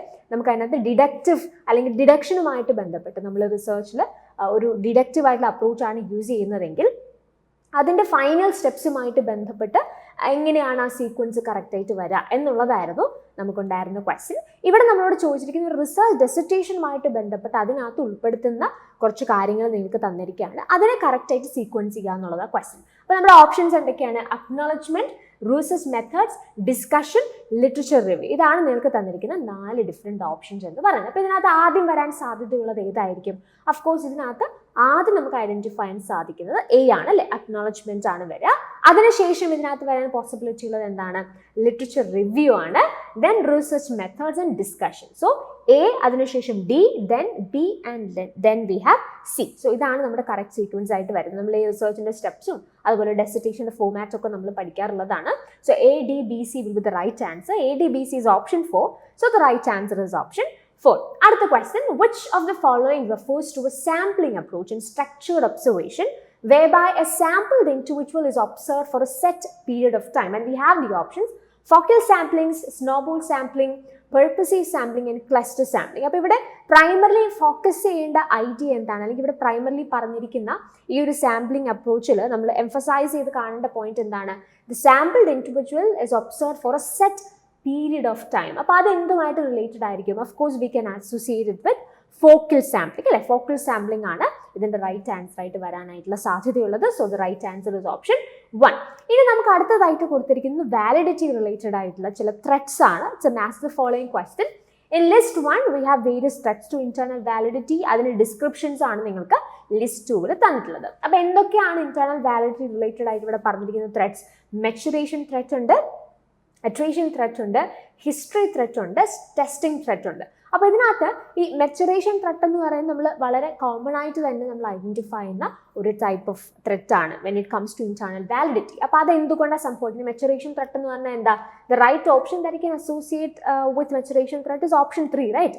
occurs because of short or long term changes in a participant because of psychological changes like boredom, fatigue, etc. അപ്പം ഈ ഒരു പീരീഡിൽ അല്ലെങ്കിൽ റിസർച്ച് പീരീഡിൽ ഈ നമ്മുടെ അടുത്തുള്ള അല്ലെങ്കിൽ പാർട്ടിസിപ്പൻസിന് ഉണ്ടാവുന്ന ചേഞ്ചസ് കൊണ്ട്, may be short term or long term changes കൊണ്ട് അവർക്ക് എന്തെങ്കിലുമൊക്കെ ഉണ്ടാകുന്ന മാറ്റങ്ങൾ ചിലപ്പോൾ അവരുടെ ഒപ്പീനിയൻസ് ഒക്കെ മാറാനായിട്ടുള്ള പോസിബിലിറ്റീസ് ഉണ്ട് അല്ലേ. അപ്പോൾ നമ്മുടെ റിസർച്ചിനെ ബാധിച്ചേക്കാം. അപ്പോൾ അങ്ങനെയുള്ള short or long term changes in A participant because of several reasons, for example psychological changes. അപ്പോൾ അതിനെയാണ് നമ്മൾ മെച്ചുറേഷൻ ത്രെഡ് എന്ന് പറയാം. അപ്പോൾ ഏതിനെ നമുക്ക് 3 ആയിട്ട് അസോസിയേറ്റ് ചെയ്യാമെന്ന് ഐഡന്റിഫൈ ചെയ്ത് തന്നെ, അല്ലെങ്കിൽ ആ ഒരു പെർട്ടിക്കുലർ ലിങ്ക് അല്ലെങ്കിൽ കണക്ഷൻ നമ്മൾ ഐഡന്റിഫൈ ചെയ്താൽ തന്നെ നമുക്ക് കൃത്യമായിട്ട് എന്ത് മനസ്സിലാക്കാം?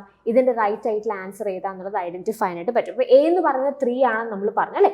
A3 ഉള്ള എത്ര ഓപ്ഷൻസ് ആണ് നിങ്ങൾക്ക് ഇവിടെ ഉള്ളത്? A3 ആയിട്ടുള്ള ഒരേ ഒരു ഓപ്ഷൻ മാത്രമേ ഈ ഗിവൻ ചോയ്സസിൽ നിങ്ങൾക്കുള്ളൂ, ദാറ്റ് ഇസ് ഓപ്ഷൻ 2. അപ്പോൾ അങ്ങനെയാണെങ്കിൽ നമുക്ക് ബാക്കിയുള്ള ഓപ്ഷൻസ് കൂടി നോക്കാം. അട്രാക്ഷൻ ത്രെഡ് എന്ന് പറഞ്ഞാൽ അതിൻ്റെ അർത്ഥം എന്താ? When participants drop out of a study leading to a change in the nature of the sample. Attrition thread എന്ന് പറഞ്ഞാൽ മീൻ വൈൽ ഈ പഠനം നടക്കുന്നതിനിടയിൽ പാർട്ടിസിപ്പൻസ് ഡ്രോപ്പ് ഔട്ട് ചെയ്യാണ്. ഡ്രോപ്പ് ഔട്ട് ചെയ്യുന്നതിൻ്റെ ഭാഗമായിട്ട് നമ്മൾ ഓൾറെഡി പ്ലാൻ ചെയ്ത് നമ്മൾ സെലക്ട് ചെയ്ത് വെച്ചിരിക്കുന്ന ആ സാമ്പിളിൻ്റെ നേച്ചറിൽ ചേഞ്ച് ഉണ്ടാവാനായിട്ടുള്ള പോസിബിലിറ്റി ഉണ്ട്. അപ്പോൾ അതിനെയാണ് അട്രീഷൻ ത്രെഡ് എന്ന് പറയാം. Then we have history thread. History thread എന്ന് പറഞ്ഞാൽ എന്താ? When some event outside the research project affects participants systematically. അതായത് റിസർച്ച് പ്രൊജക്റ്റിന് പുറമെയുള്ള എന്തെങ്കിലും കാര്യങ്ങൾ സിസ്റ്റമാറ്റിക് ആയിട്ട് പാർട്ടിസിപ്പൻസിനെ അഫക്റ്റ് ചെയ്യുകയാണെങ്കിൽ, അവരുടെ റെസ്പോൺസിനെ അഫക്റ്റ് ചെയ്യുകയാണെങ്കിൽ അതിനെ നമ്മൾ ഹിസ്റ്ററി ത്രെഡ് എന്ന് പറയും. Then we have testing thread. Testing thread എന്ന് പറഞ്ഞാൽ എന്താ? When participants' behavior changes as a function of having been tested, previously. So അതാണ് ടെസ്റ്റിംഗ് ത്രെറ്റുമായിട്ട് ബന്ധപ്പെട്ട് നമുക്ക് പറയാനായിട്ട് സാധിക്കുന്ന ഒരു എക്സ്പ്ലനേഷൻ എന്ന് പറഞ്ഞാൽ. അപ്പോൾ നിങ്ങൾ ഇവിടെ നോക്കിയേ, അല്ലെങ്കിൽ നമ്മൾ യൂഷ്വലി എപ്പോഴും നമ്മൾ ഐഡന്റിഫൈ ചെയ്യുന്ന ഈ മെച്ചുറേഷൻ ത്രെറ്റ് അല്ലെങ്കിൽ അങ്ങനെ ഒരു ബാരിയർ, അങ്ങനെ ഒരു പ്രശ്നം നമ്മൾ യൂഷ്വലി വളരെ ഫ്രീക്വൻ്റ് നമ്മൾ ഐഡന്റിഫൈ ചെയ്യാറുള്ളത്. അപ്പോൾ ആ ഒരൊറ്റ കാര്യം നിങ്ങൾ ഐഡന്റിഫൈ ചെയ്താൽ തന്നെ നിങ്ങൾക്ക് റൈറ്റ് ആൻസറിലേക്ക് വരാനായിട്ടുള്ള ഒരു പോസിബിലിറ്റി ആണ് ഇതിനകത്തുള്ളത്. അപ്പോൾ A3, B4, C2, D1 ആണ് right answer. That is option 2. അടുത്ത question, identify the scale or scales of measurement which would allow ranking of observations. A very very direct question from scales of measurement. ഇപ്പം നിങ്ങൾക്ക് scales of measurement പഠിച്ച എല്ലാവർക്കും അറിയാം അല്ലേ, നമുക്ക് 4 scales ഇവിടെ കൊടുത്തിട്ടുണ്ട്. ക്വസ്റ്റ്യൻ എന്താണ്, ഈ ഒബ്സർവേഷൻ റാങ്ക് ചെയ്യാനായിട്ടുള്ള പോസിബിലിറ്റി ഉള്ള സ്കെയിൽ ഓഫ് മെഷർമെന്റ് ഏതാണെന്നുള്ളതാണ് ചോദ്യം. അപ്പം നമുക്കറിയാം നോമിനൽ സ്കെയിലിൽ റാങ്കിങ് എന്ന് പറഞ്ഞൊരു പ്രോസസ്സ് നമുക്ക് പോസിബിൾ അല്ല എന്നുള്ളത് നമുക്കറിയാം. അപ്പോൾ ബാക്കിയുള്ളത് നോമിനൽ സ്കെയിൽ അല്ലാതെ ബാക്കിയുള്ള 3നും റാങ്ക് ചെയ്യാനായിട്ടുള്ള പോസിബിലിറ്റി ഉള്ളതായിട്ടാണ് നമ്മൾ ഐഡന്റിഫൈ ചെയ്യുന്നത്. അപ്പോൾ സ്കെയിൽസ് ഓഫ് മെഷർമെന്റ്സ് ഒക്കെ പഠിക്കുന്ന ആളുകൾക്ക് കൃത്യമായിട്ട് അത് ഐഡന്റിഫൈ ചെയ്യാൻ പറ്റും. അപ്പോൾ അത് നിങ്ങൾ പഠിച്ചിട്ടുണ്ടെങ്കിൽ it's a very direct question from scales of measurement അല്ലെങ്കിൽ levels of measurement. So nominal സ്കെയിലിൽ നമ്മുടെ ഒബ്സർവേഷൻസ് നമുക്ക് റാങ്ക് ചെയ്യാൻ പറ്റില്ല. Ordinal scale we can order അല്ലേ, അതിനെ റാങ്ക് ചെയ്ത് ഓർഡർ ചെയ്യാൻ പറ്റും. ഇന്റർവൽ സ്കെയിലാണെന്നുണ്ടെങ്കിൽ അതിനെ റാങ്ക് ചെയ്യാൻ പറ്റും, അതിനെ കാറ്റഗറൈസ് ചെയ്യാൻ പറ്റും. അതിൻ്റെ കൂടെ തന്നെ ഫ്രീക്വൻ്റ് ആയിട്ട് അല്ലെങ്കിൽ റെഗുലർ ആയിട്ടുള്ള ഇൻ്റർവെൽസിലും നമുക്ക് എന്ത് ചെയ്യാൻ പറ്റും, അതിനെ റെപ്രസെൻറ്റ് ചെയ്യാൻ പറ്റും. റേഷ്യോ സ്കെയിലേക്ക് വരുമ്പോൾ പ്രത്യേകത എന്താ, നമ്മൾ ഓൾറെഡി ഈ മുമ്പ് പറഞ്ഞിട്ടുള്ള എല്ലാ പ്രത്യേകതകളും നമുക്ക് റേഷ്യോ സ്കെയിൽ അക്കോമഡേറ്റ് ചെയ്യാം. അതിൻ്റെ കൂടെ തന്നെ it has N absolute zero value അല്ലേ, 0 എന്ന് പറയുന്ന വാല്യൂ എന്നായിരിക്കും അതിൻ്റെ സ്റ്റാർട്ടിംഗ് പോയിന്റ് നമ്മൾ കാണാം. അപ്പം അങ്ങനെയാണെന്നുണ്ടെങ്കിൽ ഇതിനകത്ത് റാങ്ക് ചെയ്യാൻ പറ്റുന്ന സ്കെയിൽ ഏതാണെന്ന ചോദ്യം. റാങ്ക് ചെയ്യാൻ എന്തായാലും നമുക്ക് നോമിനൽ സ്കെയിൽ പറ്റില്ല, ഓർഡിനൽ ഇന്റർവെൽ റേഷ്യോ സാധിക്കും. So B, C, D only will be the right answer. B, C and D only is option 2. So the right answer is option 2 itself. Okay. Moving to the next question, the systematic elimination of extraneous variables other than those you are interested in can be achieved in. And we have the options: qualitative research, correlational research, experimental research, longitudinal research. ഇവിടെ പറഞ്ഞിരിക്കുന്നത് എന്താ, നമ്മളുടെ പഠനത്തിൽ interest ഇല്ലാത്ത എന്നാൽ നമ്മുടെ പഠനത്തെ ഏതെങ്കിലും രീതിയിലൊക്കെ ഇൻഫ്ലുവൻസ് ചെയ്യാൻ വരുന്ന ഒരു എക്സ്ട്രീനിയസ് ആയിട്ടുള്ള വേരിയബിളിനെ സിസ്റ്റമാറ്റിക്കലി എലിമിനേറ്റ് ചെയ്യാനായിട്ടുള്ള ഒരു സാധ്യത ഏത് തരത്തിലുള്ള റിസർച്ച് ആണ് നമുക്ക് തരുന്നതെന്നാണ് question. So of course അത് ഏതായിരിക്കും, that is option 3, experimental research. experimental research, exposed factor research ഒക്കെ നമ്മൾ കണക്ട് ചെയ്ത് അസോസിയേറ്റ് ചെയ്ത് പഠിക്കാറുള്ളതാണ്. സോ അത് അറിയാവുന്ന ഒരാൾക്ക് വളരെ ഡയറക്റ്റ്ലി ഇതിൻ്റെ ആൻസറിലേക്ക് എത്താം. So the right answer is option 3. അടുത്ത ചോദ്യത്തിലേക്ക് നമുക്ക് മൂവ് ചെയ്യാം. ഇനിയുള്ള സെറ്റ് ഓഫ് ക്വസ്റ്റ്യൻസ് എന്ന് പറയുന്നത് പീപ്പിൾ, ഡെവലപ്മെന്റ് ആൻഡ് എൻവയൺമെന്റ് എന്ന മൊഡ്യൂളിൽ നിന്ന് ഈ ഒരു പെർട്ടിക്കുലർ ഷിഫ്റ്റിൽ ചോദിച്ചിട്ടുള്ള ക്വസ്റ്റ്യൻസ് ആണ്. ആദ്യത്തെ ക്വസ്റ്റ്യൻ നിങ്ങൾ നോക്കൂ, which one of the following is N extremely short lived and unstable air or water pollutant. അപ്പോൾ അതായത് എക്സ്ട്രീംലി ഷോർട്ട് ലിവ്ഡ് അല്ലെങ്കിൽ അൺസ്റ്റേബിൾ ആയിട്ടുള്ള ഒരു പൊല്യൂട്ടൻറ്റിനെ നമ്മൾ ഐഡന്റിഫൈ ചെയ്യണം. അപ്പോൾ ഈ ഷോർട്ട് ലിവ്ഡ് എന്ന് പറയുമ്പോൾ തന്നെ നമുക്ക് പെർസിസ്റ്റന്റ് ഓർഗാനിക് പൊല്യൂട്ടൻസിനെ അവിടെ നിന്ന് എലിമിനേറ്റ് ചെയ്യുക അല്ലേ. പെർസിസ്റ്റന്റ് ഓർഗാനിക് പൊല്യൂട്ടൻസ് എന്ന് പറഞ്ഞാൽ എന്താ, വൺസ് അത് അറ്റ്മോസ്ഫിയറിലേക്ക് വന്നു കഴിഞ്ഞാൽ ഇറ്റ്സ് പെർസിസ്റ്റന്റ് ദയർ, അത് അവിടെ തന്നെ കുറേ നാളത്തേക്ക് പെർസിസ്റ്റന്റ് ആയിട്ട് നിൽക്കും എന്നുള്ളൊരു ആശയം അതിനകത്തുണ്ട്. അപ്പോൾ അങ്ങനെയാണെന്നുണ്ടെങ്കിൽ അതിൽ നിന്ന് തന്നെ യു ക്യാൻ എലിമിനേറ്റ് ഓപ്ഷൻ 3. പിന്നെ ഈ പോളിസൈക്ലിക് അരോമാറ്റിക് ഹൈഡ്രോകാർബൺസ് അതിനെ നമ്മൾ യൂഷ്വലി ഒരു പെർസിസ്റ്റന്റ് ഓർഗാനിക് പൊല്യൂട്ടൻ്റ് ആയിട്ട് ഐഡന്റിഫൈ ചെയ്യാറുണ്ട്. അപ്പോൾ അങ്ങനെയാണെന്നുണ്ടെങ്കിൽ അതിനെ നിങ്ങൾക്ക് എലിമിനേറ്റ് ചെയ്യാം. പിന്നെ നമുക്കൊരു ആൻസറിലേക്ക് എത്തേണ്ടത് സ്മോഗ് ആണോ വോളറ്റൈൽ ഓർഗാനിക് കോമ്പൗണ്ട് ആണോ കറക്റ്റ് ആയിട്ടുള്ള ഒരു ചോയ്സ് എന്നുള്ളതാണ്. അപ്പോൾ ഇതിനകത്ത് നമ്മളോട് പറഞ്ഞിരിക്കുന്ന ഒരു പൊല്യൂട്ടൻറ്റിനെ ഐഡന്റിഫൈ ചെയ്യണം, extremely short lived and unstable air or water pollutant എന്നാണ് പറഞ്ഞിരിക്കുന്നത്. So of course the right choice for this question is of course volatile organic compounds അല്ലേ, കുറച്ചുകൂടെ അപ്രോപ്രിയേറ്റ് ആയിട്ട് നമുക്ക് ചൂസ് ചെയ്യാൻ പറ്റുന്നത് വോളറ്റൈൽ ഓർഗാനിക് കോമ്പൗണ്ട്സ് ആണെന്ന് തോന്നുന്നു. So the right answer is option 2. അടുത്ത ചോദ്യം, നമുക്കൊരു മാത്സ് ഫോളോയിങ് ക്വസ്റ്റ്യൻ തന്നിരിക്കുകയാണ്. So choose the correct answer from the options given below. അപ്പോൾ ഒരു സൈഡിൽ നമുക്ക് വാട്ടർ സ്പെസിഫിക് ഡിസീസസും ലിസ്റ്റ് 2 എക്സാമ്പിൾസുമാണ് തന്നിരിക്കുന്നത്. അപ്പോൾ നമ്മൾ ഈ പൊല്യൂഷൻ ഒക്കെ പഠിക്കുന്ന സമയത്ത് നമ്മൾ എപ്പോഴും പറയുന്ന കാര്യമാണ്, നമുക്ക് പലതരത്തിലുള്ള പൊല്യൂഷൻ ഉണ്ട്. അതിനകത്ത് തന്നെ വാട്ടർ പൊല്യൂഷനും അത്യാവശ്യം നമുക്ക് ക്വസ്റ്റ്യൻസ് ഒക്കെ ചോദിച്ച് കാണാറുള്ള ഒരു ഏരിയ ആണ്. അതിനകത്ത് specifically when you are learning water pollution, അതിനകത്ത് വാട്ടർ പൊല്യൂഷന് കാരണമാകുന്ന മേജർ പൊല്യൂട്ടൻസിനെ കുറിച്ചൊരു അണ്ടർസ്റ്റാൻഡിങ് നിങ്ങൾക്ക് ഉണ്ടാവണം. അതുപോലെ തന്നെ ഇമ്പോർട്ടൻ്റ് ആണ് ഈ വാട്ടർ പൊല്യൂഷൻ മുഖേന ഉണ്ടാവുന്ന ഡിസീസസ് എന്ന് പറഞ്ഞാൽ, അല്ലെങ്കിൽ ഹ്യൂമൻ ഹെൽത്തിനെ എങ്ങനെയാണ് വാട്ടർ പൊല്യൂഷൻ അഫക്റ്റ് ചെയ്യുന്നത്. അപ്പോൾ അവിടെ നമ്മൾ വാട്ടർ ബോൺ ഡിസീസസിനെ കുറിച്ചൊക്കെ അല്ലെങ്കിൽ വാട്ടർ സ്പെസിഫിക് ഡിസീസസിനെ കുറിച്ചൊക്കെ എക്സ്പ്ലോർ ചെയ്യാറുണ്ട്. അപ്പോൾ അതിൽ നിന്ന് അതുമായി റിലേറ്റ് ചെയ്ത് വന്നിരിക്കുന്ന ഒരു ക്വസ്റ്റൻ ആണിത്. സോ എന്തൊക്കെയാണ് ഇവിടെ നിങ്ങൾക്ക് തന്നിരിക്കുന്നത്? Water borne diseases due to ingestion of polluted water, water wash diseases due to lack of cleaning water, water based diseases that is due to contact with polluted water, water related diseases that is due to habitation of disease causing parasites in polluted water. അപ്പോൾ ഇതിനകത്ത് വളരെ വേഗം നമുക്ക് identify ചെയ്യാൻ പറ്റുന്ന 1-2 options എന്താ? ഈ water based diseases അല്ലെങ്കിൽ due to contact with polluted water എന്ന് പറയുമ്പോൾ you can easily identify it is option 2 അല്ലേ? സ്കിസ്റ്റോസോമിയാസിസ് എന്ന് പറയുന്ന ഒരു രോഗമാണ് നമുക്ക് ഈ പൊല്യൂട്ടഡ് വാട്ടറുമായിട്ട് കോണ്ടാക്ട് വരുന്നതിന്റെ ഭാഗമായിട്ട് ഉണ്ടാവാൻ സാധിക്കും. അപ്പോൾ C2 എന്ന് ഐഡന്റിഫൈ ചെയ്താൽ തന്നെ ശരിക്കും പറഞ്ഞ ആൻസറിലേക്ക് നമുക്ക് എത്താനായിട്ട് സാധിക്കും. എന്നാലും നമുക്ക് ബാക്കിയുള്ള ഓപ്ഷൻസ് കൂടെ ഒന്ന് ക്വിക്ക്ലി നോക്കാം. വാട്ടർ ബോൺ ഡിസീസ്, അതായത് വാട്ടറിൽ അല്ലെങ്കിൽ അത് ഇൻജക്ഷൻ, അത് പൊല്യൂട്ടഡ് വാട്ടർ നമ്മൾ ഉള്ളിൽ ചെല്ലുന്നത് കൊണ്ട് ഉണ്ടാവാൻ സാധ്യതയുള്ള അസുഖം എന്താ? That is typhoid. അപ്പോൾ A3 ആണ്. Then we have water wash diseases due to lack of cleaning water. അപ്പോൾ അതുകൊണ്ടുണ്ടാകുന്ന രോഗം എന്താ? ട്രക്കോമയാണ് നമുക്ക് ഐഡന്റിഫൈ ചെയ്യാം. മൂന്നാമത്തെ ഓപ്ഷൻ C എന്ന് പറയുന്നത് 2 ആണെന്ന് ഓൾറെഡി നമ്മൾ ഐഡന്റിഫൈ ചെയ്തു. ഇനി വാട്ടർ റിലേറ്റഡ് ഡിസീസസ്, അതായത് ഈ അസുഖം പരത്തുന്ന പാരസൈറ്റ്സ് ഇങ്ങനെ പൊല്യൂട്ടഡ് വാട്ടറിൽ അധികമായിട്ട് ഹാബിറ്റാറ്റ് അല്ലെങ്കിൽ അതിൻ്റെ ഒരു ഹാബിറ്റേഷൻ ഉള്ളത് കൊണ്ട് അത് അവിടെ ഇങ്ങനെ പെരുകുന്നത് കൊണ്ട് എന്താ? അത് വളരെയധികം കൂടും. അപ്പോൾ അങ്ങനെയാണെന്നുണ്ടെങ്കിൽ D ഓപ്ഷൻ നമുക്ക് എന്തുമായിട്ട് കണക്ട് ചെയ്യാം? മലേറിയ ആയിട്ട് കണക്ട് ചെയ്യാം. അപ്പോൾ നമ്മൾ എന്തൊക്കെയാണ് പറഞ്ഞത്? A is 3, B is 4, C is 3, and then you have A is 3, B is 4, C is 2 and D is 1. അങ്ങനെയാണ് നമുക്കിത് ഐഡന്റിഫൈ ചെയ്യാനായിട്ട് സാധിക്കുന്നത് അല്ലേ? അപ്പോൾ നമുക്ക് ഇതിനകത്ത് മാച്ച് ദ ഫോളോയിങ് ക്വസ്റ്റ്യൻസിലൊക്കെ നിങ്ങൾക്ക് വളരെ ഉറപ്പുള്ള ഓപ്ഷൻസ് ഉണ്ടോ അല്ലെങ്കിൽ വളരെ ഉറപ്പുള്ള ചില ചോയ്സസ് ഉണ്ടോ എന്ന് നോക്കുക. ആ ചോയ്സിൽ നിന്ന് നിങ്ങൾക്ക് റൈറ്റ് ആൻസറിലേക്ക് മൂവ് ചെയ്യാനായിട്ട് സാധിക്കും. അപ്പോൾ A3, B4, C2, D1, that is option 2. So the right answer is option 2 itself. അടുത്ത ചോദ്യം, international solar alliance is the alliance of countries most of which lie partially or completely. It's a very direct question. നമ്മൾ ഈ important ആയിട്ടുള്ള എപ്പോഴും നമ്മൾ പറയുന്നത്, നമ്മൾ ആ സീരീസിൻ്റെ സമയത്തും പറഞ്ഞു അല്ലേ, it's like an evergreen area. ഈ പറയുന്ന എൻവയൺമെൻറ്റൽ പ്രോട്ടോകോൾസ് അല്ലെങ്കിൽ ഇതുമായിട്ട് ബന്ധപ്പെട്ട സബ്മിറ്റുകളോ കൺവെൻഷൻസോ ഒക്കെ എപ്പോഴും ആവർത്തിച്ച് ചോദിക്കുന്ന ഒരു ഏരിയ ആണ്. അപ്പോൾ അതുകൊണ്ട് തന്നെ അത് വളരെ ഇമ്പോർട്ടൻ്റ് ആയിട്ട് പീപ്പിൾ ആൻഡ് എൻവയൺമെൻറ്റ് പഠിക്കുന്ന സമയത്ത് നമ്മൾ പഠിച്ചെടുക്കണം. അതിനകത്ത് തന്നെ ഏറ്റവും സിഗ്നിഫിക്കൻ്റ് ആയിട്ട് എന്തൊക്കെ പഠിക്കണം എന്ന് ചോദിച്ചാൽ അതിൽ ഇൻക്ലൂഡ് ചെയ്യാൻ സാധിക്കുന്ന ഒരു ഇനിഷ്യേറ്റീവ് ആണ് ഇന്റർനാഷണൽ സോളാർ അലയൻസ് അല്ലെങ്കിൽ ISA എന്ന് പറയുന്നത്. അപ്പോൾ ഇവിടെ ചോദിച്ചിരിക്കുന്നത് എന്താ? ISA അല്ലെങ്കിൽ ഇന്റർനാഷണൽ സോളാർ അലയൻസ് എന്ന് പറഞ്ഞിട്ട് it's an alliance of countries most of which lie partially or completely. So it's a very direct question from what we have learned. So that is between topic of Cancer and topic of Capricorn. So the right answer for this question is option 3, right? അപ്പോൾ അതാണ് ഇതിന്റെ ശരിയായിട്ടുള്ള ഉത്തരം.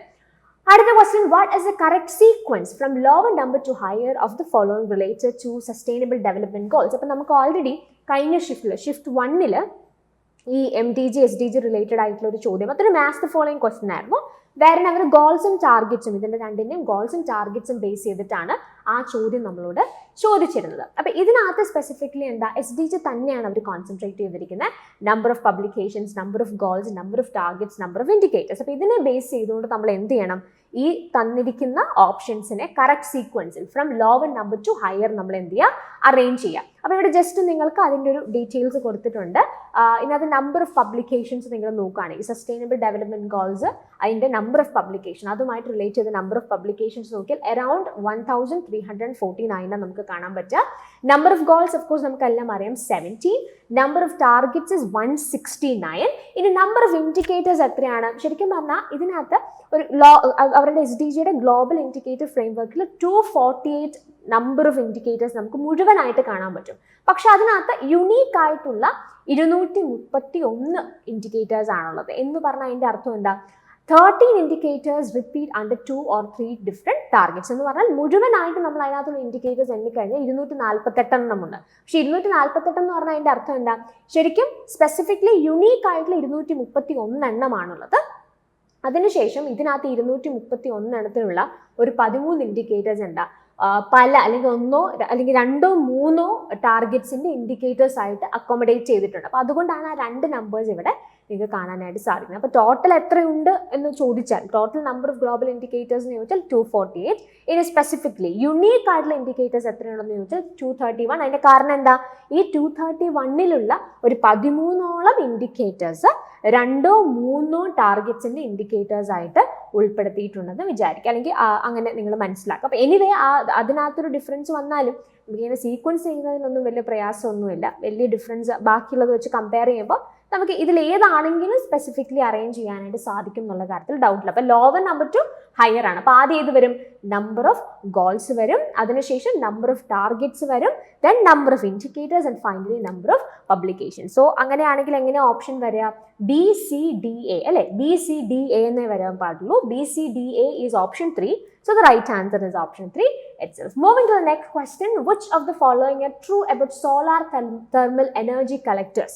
So നിങ്ങൾക്ക് solar thermal energy കളക്ടേഴ്സുമായിട്ട് ബന്ധപ്പെട്ട് കുറച്ച് statements കൊടുത്തിട്ടുണ്ട്. നമുക്ക് കഴിഞ്ഞ ഷിഫ്റ്റിൽ ന്യൂക്ലിയർ റിയാക്ടേഴ്സുമായിട്ട് ബന്ധപ്പെട്ട് ഇങ്ങനെ കുറച്ച് സ്റ്റേറ്റ്മെന്റ് തന്ന് ഐഡന്റിഫൈ ചെയ്യേണ്ട ഒരു ക്വസ്റ്റൻ ഉണ്ടായിരുന്നു. ഇവിടെ സോളാർ തെർമൽ എനർജി കളക്ടേഴ്സ് ആണ് അവർ ഫോക്കസ് ചെയ്തിരിക്കുന്നത്. സോ കുറച്ച് ഓപ്ഷൻസ് നിങ്ങൾക്ക് തന്നിട്ടുണ്ട്. Basic unit of solar thermal energy collectors is A solar cell, then structure may be flat plate or concentrating type, അങ്ങനെ ഡിഫറെന്റ് ഓപ്ഷൻസ് ആണ് നമുക്ക് തന്നിരിക്കുന്നത്. സോ ഇതിന്റെ റൈറ്റ് ആൻസർ എന്ന് പറയുന്നത് ഓപ്ഷൻ 2 ആണ്. That means BCD and E ഈ 4 ഓപ്ഷൻസും ഇതിനകത്ത് കറക്റ്റ് ആയിട്ടുള്ള സ്റ്റേറ്റ്മെന്റ്സ് ആണ്. So you can go with option 2. Okay, അടുത്തത് നമ്മളിനി ഹയർ എഡ്യൂക്കേഷൻ സിസ്റ്റവുമായിട്ട് ബന്ധപ്പെട്ട ചോദ്യങ്ങളിലേക്കാണ് മൂവ് ചെയ്യാനായിട്ട് പോകുന്നത്. സോ ഇവിടെ നിങ്ങൾ നോക്കൂ, നിങ്ങൾക്ക് ലിസ്റ്റ് 1 ചില കോളേജസ് കൊടുത്തിട്ടുണ്ട്. ലിസ്റ്റ് 2 അതിൻ്റെ ഫൗണ്ടേഴ്സിൻ്റെ പേരാണ് കൊടുത്തിരിക്കുന്നത്. So Poona college for Hindu learning, Hindu college Kolkata, presidency college, Bishop College of Singapore, and then we have Scottish Missionary College Kolkata. അപ്പോൾ ഇങ്ങനെ ഡിഫറെൻറ്റ് ഓപ്ഷൻസ് നിങ്ങൾക്ക് തന്നിട്ടുണ്ട്. അപ്പോൾ ഇതിനകത്ത് എന്ത് ചെയ്യണം? നമ്മൾ ഈ ഓരോ ഓപ്ഷൻസും കൃത്യമായിട്ട് ഐഡന്റിഫൈ ചെയ്ത് കറക്റ്റ് ആയിട്ടുള്ള ആൻസറിലേക്ക് വരിക എന്നുള്ളതാണ് നമുക്ക് ചെയ്യേണ്ടത്. അപ്പോൾ ഇതിനകത്ത് നിങ്ങൾ നോക്കിയാൽ Poona college for Hindu learning is associated with Elphinstone, A is 2. Then Hindu College Kolkata, Presidency College, Rajaram Mohan Roy is the founder. It's a very renowned famous fact ആണ്. അപ്പോൾ B is 3. അപ്പോൾ ആ ഒരു ഫാക്ട് നിങ്ങൾക്ക് അറിയാമെങ്കിൽ തന്നെ you will get the answer. B3 എന്ന് പറയുന്ന ഒറ്റ ഓപ്ഷൻ ഉള്ളൂ, that is option 2. Then C4 bishop college എന്ന് പറയുന്നത് ചർച്ച് ഓഫ് ഇംഗ്ലണ്ട് ആണ്. Scottish missionary college Kolkata was founded by Alexander Duff. അപ്പോൾ നമ്മൾ പറഞ്ഞ എന്താ? A is 2, then B is 3, C is 4 and D is 1. അപ്പോൾ A2, B3, C4, D1 is option 2. So the right answer is option 2. അടുത്ത question, which of the following is an ancient Indian treatise on problems related to mathematics? അപ്പോൾ നമുക്ക് കഴിഞ്ഞ shift 1 നമ്മൾ discuss ചെയ്ത സമയത്ത് ഈ ancient treatiseും അത് ഏത് ഡിസിപ്ലിൻ, ഏത് മേഖലയുമായിട്ട് ബന്ധപ്പെട്ടിരിക്കുന്നു എന്നുള്ളതുമായിട്ട് അതിനകത്ത് ബേസിക്കലി പറഞ്ഞാൽ ഡിഫറെൻറ്റ് ട്രീറ്റീസും അത് എഴുതിയിട്ടുള്ള ആളുകളും അല്ലേ, അതിൻ്റെ ഓതേഴ്സ് ആരാണെന്നുള്ളത് മാച്ച് ദ ഫോളോയിങ് ക്വസ്റ്റ്യൻ നമ്മൾ കണ്ടിട്ടുണ്ടായിരുന്നു. അപ്പോൾ ആ ക്വസ്റ്റിനോട് പാരലലായിട്ട് ഷിഫ്റ്റ് 2 ചോദിച്ചിട്ടുള്ള ഒരു ക്വസ്റ്റൻ ആണിത്. അപ്പോൾ ഇതിനകത്ത് നമ്മളോട് പറഞ്ഞിരിക്കുന്നത് മാത്തമാറ്റിക്സുമായിട്ട് ബന്ധപ്പെട്ട് ഈ തന്നിരിക്കുന്ന ട്രീറ്റീസിൽ നമുക്ക് അസോസിയേറ്റ് ചെയ്യാൻ പറ്റുന്ന ഏതാണെന്നുള്ളത്, that is Lilavati. So the right answer is option 2. അടുത്ത question, identify the correct sequence from earliest to latest of the universities established in the early years of the 20th century India. So we have various universities given here: Osmania University, Aligarh Muslim University, SNDT Women's University, Nagpur University and Patna University. അപ്പോൾ different universities നിങ്ങൾക്ക് ഇവിടെ കൊടുത്തിട്ടുണ്ട്. അപ്പോൾ correct ആയിട്ട് earliest latest എന്നുള്ള ബേസിസിൽ നമ്മൾ എന്ത് ചെയ്യണം? ഇതിനെ സീക്വൻസ് ചെയ്യണം. അതായിരുന്നു ചോദ്യം. അപ്പോൾ നമ്മൾ സീരീസിൻ്റെ ഭാഗമായിട്ടും നമ്മളിങ്ങനെ പല ഏരിയാസ് ഐഡൻറ്റിഫൈ ചെയ്തപ്പോൾ അവിടെ നമ്മൾ പറഞ്ഞൊരു കാര്യമാണ് അല്ലേ, യൂണിവേഴ്സിറ്റീസ് എസ്റ്റാബ്ലിഷ് ചെയ്ത ഇയറുമായിട്ട് ബന്ധപ്പെട്ട് റീസെൻ്റ്ലി കുറേ ക്വസ്റ്റ്യൻസ് ചോദിക്കുന്ന കാണാറുണ്ട്. അപ്പോൾ ഞാനപ്പോൾ പറഞ്ഞിരുന്നു നമുക്കിപ്പോൾ എല്ലാ യൂണിവേഴ്സിറ്റീസിനും ഇയേഴ്സൊക്കെ പഠിച്ചു വയ്ക്കുക എന്ന് പറയുന്നതിൽ കുറച്ച് പ്രാക്ടിക്കൽ ബുദ്ധിമുട്ടുണ്ട്. അപ്പോൾ നിങ്ങൾ എന്ത് ചെയ്യുക? പ്രീവിയസ് ഇയേഴ്സിൽ ചോദിച്ചിട്ടുള്ള കുറച്ച് യൂണിവേഴ്സിറ്റീസിൻ്റെ എങ്കിലും വർഷങ്ങൾ കൃത്യമായി പഠിക്കുക. അപ്പോൾ നിങ്ങൾക്ക് പിന്നീട് പല ക്വസ്റ്റ്യൻസിലും അവിടെ ചോദിച്ചിരിക്കുന്ന യൂണിവേഴ്സിറ്റീസ് തന്നെ ആവർത്തിച്ച് ചോദിക്കാനായിട്ടുള്ള പോസിബിലിറ്റി ഉണ്ട്. അപ്പോൾ അങ്ങനെ ചോദിക്കുന്ന സിറ്റുവേഷനിൽ നിങ്ങൾക്ക് എന്ത് ചെയ്യാം? കൃത്യമായി ആ പഠിച്ചിരിക്കുന്ന കാര്യം ബേസ് ചെയ്ത് കുറച്ച് ലോജിക്കലി നിങ്ങൾ ചിന്തിച്ചാൽ ആൻസറിലേക്ക് വരാനായിട്ട് സാധിക്കുമെന്ന് നമ്മൾ പറഞ്ഞിരുന്നത്. അപ്പോൾ ഇവിടെ തന്നിരിക്കുന്ന യൂണിവേഴ്സിറ്റീസ് എസ്റ്റാബ്ലിഷ് ചെയ്തിട്ടുള്ള ഇയേഴ്സ് ജസ്റ്റ് കൊടുത്തിട്ടുണ്ട്. Osmania universities is in 1918, Aligarh Muslim University 1920, SNDT Women's University 1916, Nagpur University 1923, Patna University 1917. അപ്പോൾ ഇത് നിങ്ങൾ എന്ത് ചെയ്യുക? നിങ്ങളുടെ ലിസ്റ്റിലേക്ക് ആഡ് ഓൺ ചെയ്യുക. അപ്പോൾ ഇവിടെ നമ്മളോട് പറഞ്ഞിരിക്കുന്നത് എന്താ? അവർ എസ്റ്റാബ്ലിഷ് ചെയ്തിരിക്കുന്ന years earliest to latest base ചെയ്തിട്ട് നമുക്ക് സീക്വൻസ് ചെയ്യണം. അപ്പോൾ ഇതിനകത്ത് ആദ്യം വരുന്നത് ഏതായിരിക്കും? ഓഫ് കോഴ്സ് ഓപ്ഷൻ സി ആണ് അല്ലേ, SNDT Women's University. അതിനുശേഷം പാട്ന യൂണിവേഴ്സിറ്റി വരും, അതിനുശേഷം Osmania university, then we have Aligarh Muslim university and finally we have Nagpur university. അപ്പോൾ ഇതിൻ്റെ സീക്വൻസ് എങ്ങനെയാണ് വരിക? CEABD, right? CEABD, that is option 2. So the right answer is option 2. അടുത്ത question, the gross enrollment ratio measures the number of students enrolled in higher education as a percentage of the eligible population aged between, and we have various options given here. അപ്പോൾ നമുക്ക് ഇതിനകത്ത് ഈ gross enrolment ratio എന്ന് പറയുന്നതുമായിട്ട് relate ചെയ്ത് അപ്പോൾ ഏത് age ഗ്രൂപ്പിലുള്ള ആളുകളെയാണ് ഹയർ എഡ്യൂക്കേഷനിലേക്കുള്ള ഗ്രോസ് എൻറോൾമെന്റ് റേഷ്യോയിൽ നമ്മൾ കൺസിഡർ ചെയ്യുന്നതെന്നാണ് ക്വസ്റ്റ്യൻ. വേരിയസ് ഓപ്ഷൻസ് ഇവിടെ കൊടുത്തിട്ടുണ്ട്. That is 18 to 23 years. So that is option 3. So the right answer is option 3 itself. അടുത്ത question, which of the following statements are true regarding Macaulay? He succeeded in replacing Persian with English as the administrative language. He promoted training of English-speaking Indians as teachers. He was inspired by utilitarian ideas. He promoted useful learning. അപ്പോൾ ഇതിനകത്ത് രണ്ട് തരത്തിലുള്ള confusions ഉണ്ടാവാൻ സാധ്യതയുണ്ട്. അപ്പം A B options തീർച്ചയായിട്ടും answer ആയിട്ട് വരും എന്നുള്ളത് ഒരു നല്ല ശതമാനം ആളുകൾക്കും ഓക്കെ ആണ് അല്ലേ. He succeed in replacing Persian with English as the administrative language, that is true. Then he promoted training of English speaking Indians as teachers. ഇപ്പം മക്കാളീസ് മിനിറ്റിൻ്റെ ഒരു അതിൻ്റെ ഒരു ആശയമൊക്കെ നോക്കുന്നവർക്ക് ഇതൊക്കെ നമുക്ക് കൃത്യമായിട്ട് ഐഡന്റിഫൈ ചെയ്യാനായിട്ട് സാധിക്കും. എ ബി ഓക്കെയാണ്. ഇനി സി ഡിയിലാണ് നമുക്കൊരു കൺഫ്യൂഷൻ ഉണ്ട്. അപ്പോൾ ചിലർക്ക് എ ബി ആണ് ആൻസർ എന്നുള്ള ഒപ്പീനിയൻ കാണും, ചിലർക്ക് A B C and D വരില്ലേ എന്നുള്ള കൺഫ്യൂഷൻ ഉണ്ടാവാനായിട്ടുള്ള പോസിബിലിറ്റി ഉണ്ട്. പക്ഷേ ഇതിനകത്ത് സ്പെസിഫിക്കലി നമ്മൾ മനസ്സിലാക്കേണ്ട ഒരു കാര്യം, ഈ യൂട്ടിലിറ്റേറിയൻ ഐഡിയാസ് യൂസ്ഫുൾ ലേണിംഗ് എന്നൊക്കെ പറയുന്നത് ഇപ്പോൾ സ്പെസിഫിക്കലി നമ്മൾ നോക്കുമ്പോൾ ബെൻറ്റീക്കിനുമായിട്ട് അല്ലെങ്കിൽ ബെൻറ്റീക്ക് എന്ന് പറയുന്ന ആളുമായിട്ട് അസോസിയേറ്റ് ചെയ്തിട്ടുള്ള ഐഡിയാസ് ആണ്. He was influenced by this utilitarian ideas and useful learning and all that. Bentinck is the one who approved Macaulay's minute. Macaulay's minute approve ചെയ്തത് ലോർഡ് ബെൻറ്റീക്ക് ആണ്, അത് നിങ്ങൾക്ക് ഓൾറെഡി അറിയാം. അപ്പോൾ അദ്ദേഹത്തിനെ കുറിച്ച് നമ്മൾ വായിക്കുമ്പോൾ അല്ലെങ്കിൽ അദ്ദേഹത്തിൻ്റെ അഡ്മിനിസ്ട്രേഷൻ അല്ലെങ്കിൽ അദ്ദേഹത്തിൻ്റെ ഐഡിയാസ് ഒക്കെ നമ്മൾ വായിക്കുമ്പോൾ വളരെ സ്പെസിഫിക് ആയിട്ട് അദ്ദേഹത്തിന് യൂട്ടിലിറ്റേറിയൻ ഐഡിയാസ് അല്ലെങ്കിൽ യൂസ്ഫുൾ ലേണിംഗ് ഒക്കെ അദ്ദേഹത്തെ എന്തുമാത്രം ഇൻഫ്ലുവൻസ് ചെയ്തു എന്നുള്ളത് സ്പെസിഫിക്കലി കാണാനായിട്ട് സാധിക്കും. അപ്പോൾ അങ്ങനെ ഒരു കാര്യം ഉള്ളത് കൊണ്ട് തന്നെ ഈ ഒരു ക്വസ്റ്റ്യനിൽ മോസ്റ്റ് പ്രോബബിളി നമുക്ക് പോകാൻ പറ്റുന്ന എ ആൻഡ് ബി ആയിരിക്കും. ബിക്കോസ് യൂട്ടിലിറ്റേറിയൻ ഐഡിയാസ് ഇപ്പം നമുക്ക് വേണമെന്നുണ്ടെങ്കിൽ മക്കാളീസ് മിനിറ്റ് നിങ്ങൾ വായിക്കുമ്പോൾ ഇങ്ങനെ കുറച്ച് സജഷൻസ് അല്ലെങ്കിൽ ഇദ്ദേഹം പറഞ്ഞിരിക്കുന്ന ഈ സജഷൻസിനകത്തൊക്കെ ഈ യൂസ്ഫുൾ ലേണിംഗ് അല്ലെങ്കിൽ യൂട്ടിലിറ്റേറിയൻ ഐഡിയാസ് ഒക്കെ നമുക്ക് കാണാമല്ലോ എന്നുള്ളൊരു ആശയം നമുക്ക് തോന്നിയേക്കാം. പക്ഷേ when you read through the history or when you read about these different personalities in the evolution of Indian education system, വളരെ സ്പെസിഫിക്കലി യൂട്ടിലിറ്റേറിയൻ ഐഡിയാസും യൂസ്ഫുൾ ലേണിംഗും ഒക്കെ എന്തുമാത്രം ലോർഡ് ബെൻറ്റിക്കിനെ ഇൻഫ്ലുവൻസ് ചെയ്തിരുന്നു എന്നുള്ളതിനെ പറ്റി റെഫറൻസസ് നമുക്ക് കാണാനായിട്ട് സാധിക്കും. In that manner may be ഈ പറഞ്ഞ സി ഡി ഓപ്ഷൻസ് കുറച്ചും കൂടെ ലോർഡ് ബെൻറ്റിക്കിനെ അസോസിയേറ്റ് ചെയ്യുന്ന ഓപ്ഷൻസ് ആണ്. So we can go with options A and D എന്നുള്ളത് നമുക്ക് ഇതിനകത്ത് നിന്ന് എടുക്കാം എന്നാണ്. That is what I think. Okay, അപ്പം എ ആൻഡ് ബി ഓൺലിയാണ് ഇതിൻ്റെ മോസ്റ്റ് പ്രോബബിൾ ആയിട്ടുള്ള റൈറ്റ് ആൻസർ എന്ന് പറഞ്ഞത്. So right answer is option 1. അടുത്തതായിട്ട് നമ്മൾ കമ്മ്യൂണിക്കേഷൻ റിലേറ്റഡ് ആയിട്ടുള്ള ക്വസ്റ്റ്യൻസിലേക്കാണ് പോകുന്നത്. അപ്പോൾ നമ്മൾ ഈ ഷിഫ്റ്റിൻ്റെ അനാലിസിസ് തുടങ്ങിയ സമയത്ത് പറഞ്ഞിരുന്നു ടീച്ചിങ്ങിൽ നിന്ന് ഇതിന് ഈ ഒരു പെർട്ടിക്കുലർ ഷിഫ്റ്റിൽ ഒരു 6ഓളം ചോദ്യങ്ങൾ നമുക്ക് കാണാൻ പറ്റും. അതുകൊണ്ട് തന്നെ കമ്മ്യൂണിക്കേഷനിൽ നിന്ന് 4 ക്വസ്റ്റ്യൻസ് ആണ് നമുക്ക് ഇതിനകത്ത് കാണാനായിട്ട് സാധിക്കുക. അപ്പോൾ ആ 4 ക്വസ്റ്റ്യൻസ് ആണ് നമ്മൾ നോക്കാനായിട്ട് പോകുന്നത്. Which of the following are the characteristics of mass communication? ഈ തന്നിരിക്കുന്ന ഓപ്ഷൻസിൽ മാസ് കമ്മ്യൂണിക്കേഷൻ്റെ ക്യാരക്ടറിസ്റ്റിക്സ് ഏതൊക്കെയാണെന്നുള്ള ചോദ്യങ്ങൾ. ഓപ്ഷൻസ് എന്തൊക്കെയാണ്? homogeneous audience, professional communication as source, immediate feedback, use of a medium, rapid transmission of messages. അപ്പോൾ ഇതിനകത്ത് മാസ് കമ്മ്യൂണിക്കേഷൻ എന്ന് പറയുമ്പോൾ തന്നെ നിങ്ങൾക്ക് അതിൽ നിന്ന് എലിമിനേറ്റ് ചെയ്യാവുന്ന ഓപ്ഷൻ ഏതാ? ഇമ്മീഡിയറ്റ് ഫീഡ്ബാക്ക് ആണ് അല്ലേ. അപ്പോൾ ഇമ്മീഡിയറ്റ് ഫീഡ്ബാക്ക് എന്ന് പറഞ്ഞാൽ ഓപ്ഷൻ സി ആണ്. അപ്പോൾ സി ഇല്ലാത്ത ഓപ്ഷൻ നിങ്ങൾ ഐഡന്റിഫൈ ചെയ്താൽ മതി. സി ഉള്ള ഏതൊക്കെ ഓപ്ഷൻസ് ഉണ്ട്? 1, 2, 3 ഓപ്ഷൻസ്. ഇതിനകത്ത് 3-നകത്തും സി ഉണ്ട്.